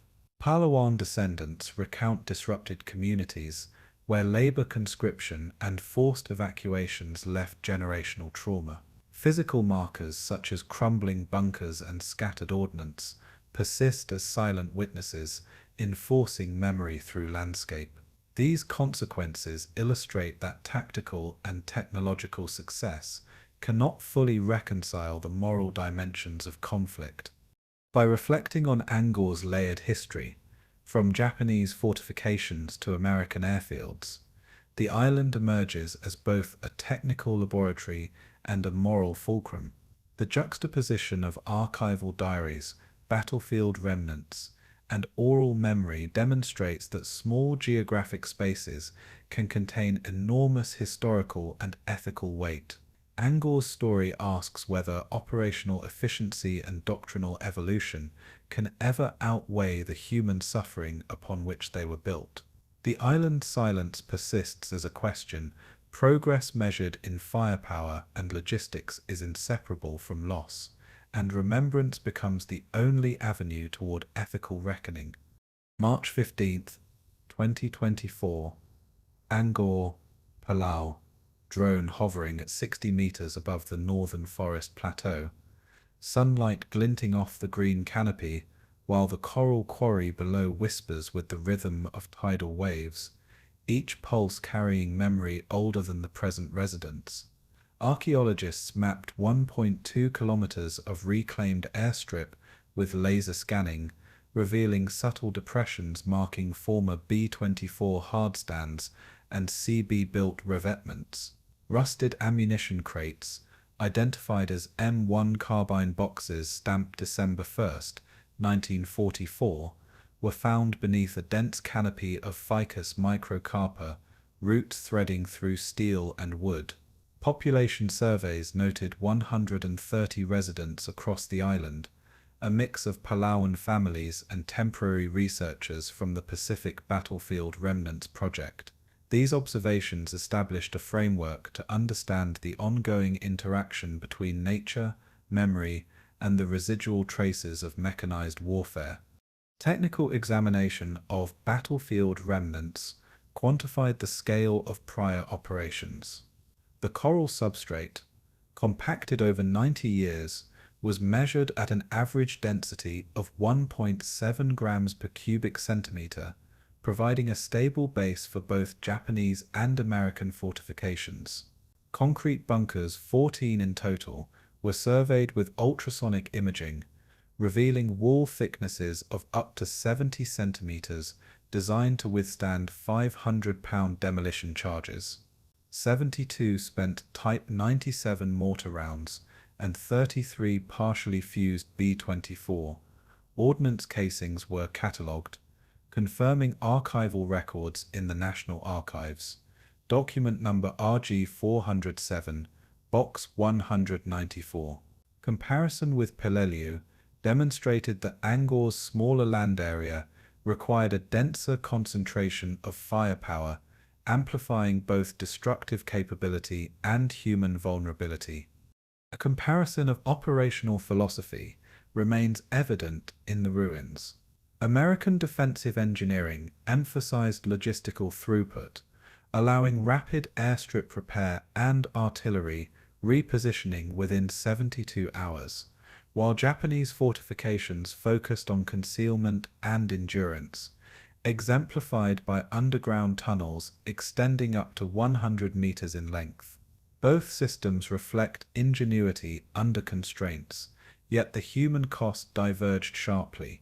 73% of frontline Japanese troops perished, whereas American forces reported 38% casualties, highlighting how design philosophy dictated not only tactical outcomes but survival rates. These contrasts underscore that efficiency and resilience, while laudable technically, leave a moral footprint on those who serve. Field evidence reinforced these conclusions. Soil compaction tests under simulated mechanized loads confirmed that armored vehicles up to 15 tons could traverse former supply routes without structural failure, supporting archival CB engineering reports dated January 15, 1945. Crater surveys indicated an average diameter of 4.2 meters and depth of 1.6 meters, correlating directly with 20 recorded B-24 sorties targeting Japanese positions on the northern ridge. Mapped bunker placements and debris fields aligned precisely with aerial reconnaissance photographs from November 22, 1944, validating historical data through empirical measurement. The material record corroborates both planning precision and operational execution. The broader implications become clear as memory and nature intertwine. Vegetation now covers 70% of the former battlefield. Wildlife populations, including monitor lizards, feral pigs, and migratory seabirds, have returned, creating a living overlay atop the scars of human conflict. Memorial plaques, totaling 6, commemorate American and Japanese soldiers, although Palawan oral memory retains more nuanced stories of labor, displacement, and survival. The juxtaposition of ecological reclamation against human memorialization raises the question of whether silence is preservation or erasure. Archival letters, such as Private First Class William T. Hanson's final missive, read, "We thought we fought for history, maybe we fought for silence," framing the existential tension of remembrance. Additional evidence stems from comparative analysis with other Pacific memorials. Guadalcanal, meticulously maintained with visitor infrastructure and guided tours, contrasts sharply with Angaur's near invisibility in global memory despite comparable casualty rates, over 2,000 combined fatalities across less than 3 square kilometers. Post-war planning documents from the U.S. Army Corps of Engineers, dated March 21, 1947, note that Angaur served as a logistical experiment in rapid airfield construction, a lesson reused in Okinawa and Palau's Cold War bases. Statistical comparisons indicate that islands under 5 square kilometers offered high strategic yield per casualty, yet incurred ethical scrutiny absent in larger theaters. This contrast reveals that both memory and history are filtered through practical, political, and cultural lenses. Human consequences resonate subtly, but persistently. The current residents, while numbering only 130, maintain oral traditions recounting forced labor, bombardment, and the clandestine burial of soldiers. Archaeological finds, helmets with dented crowns, journal fragments water-stained yet legible, and corroded bullets serve as physical testimonies to these narratives, bridging temporal gaps. Psychological reflection extends to those documenting the island. Researchers note heightened awareness of mortality, ethical ambiguity, and the quiet weight of silence. Even with technology mapping every remnant, the island imposes a lesson that some experiences cannot be quantified, only witnessed and remembered. Beneath the quiet sky, Angaur holds its stories in wind, stone, and coral, leaving observers with a persistent moral and historical question: what remains when war's memory fades? The juxtaposition of rusted helmets, overgrown bunkers, and whispering waves creates a landscape where silence and remembrance coexist, neither fully reconciling nor forgetting.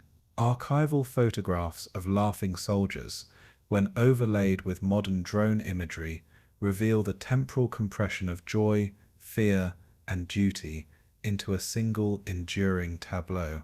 The island's narrative closes the arc from human endeavor, technological mastery, and ethical reflection to ultimate witness. As the camera rises above the canopy, the final voice echoes, "We thought we fought for history. Maybe we fought for silence," leaving viewers with the haunting resonance of memory reclaimed by the earth itself.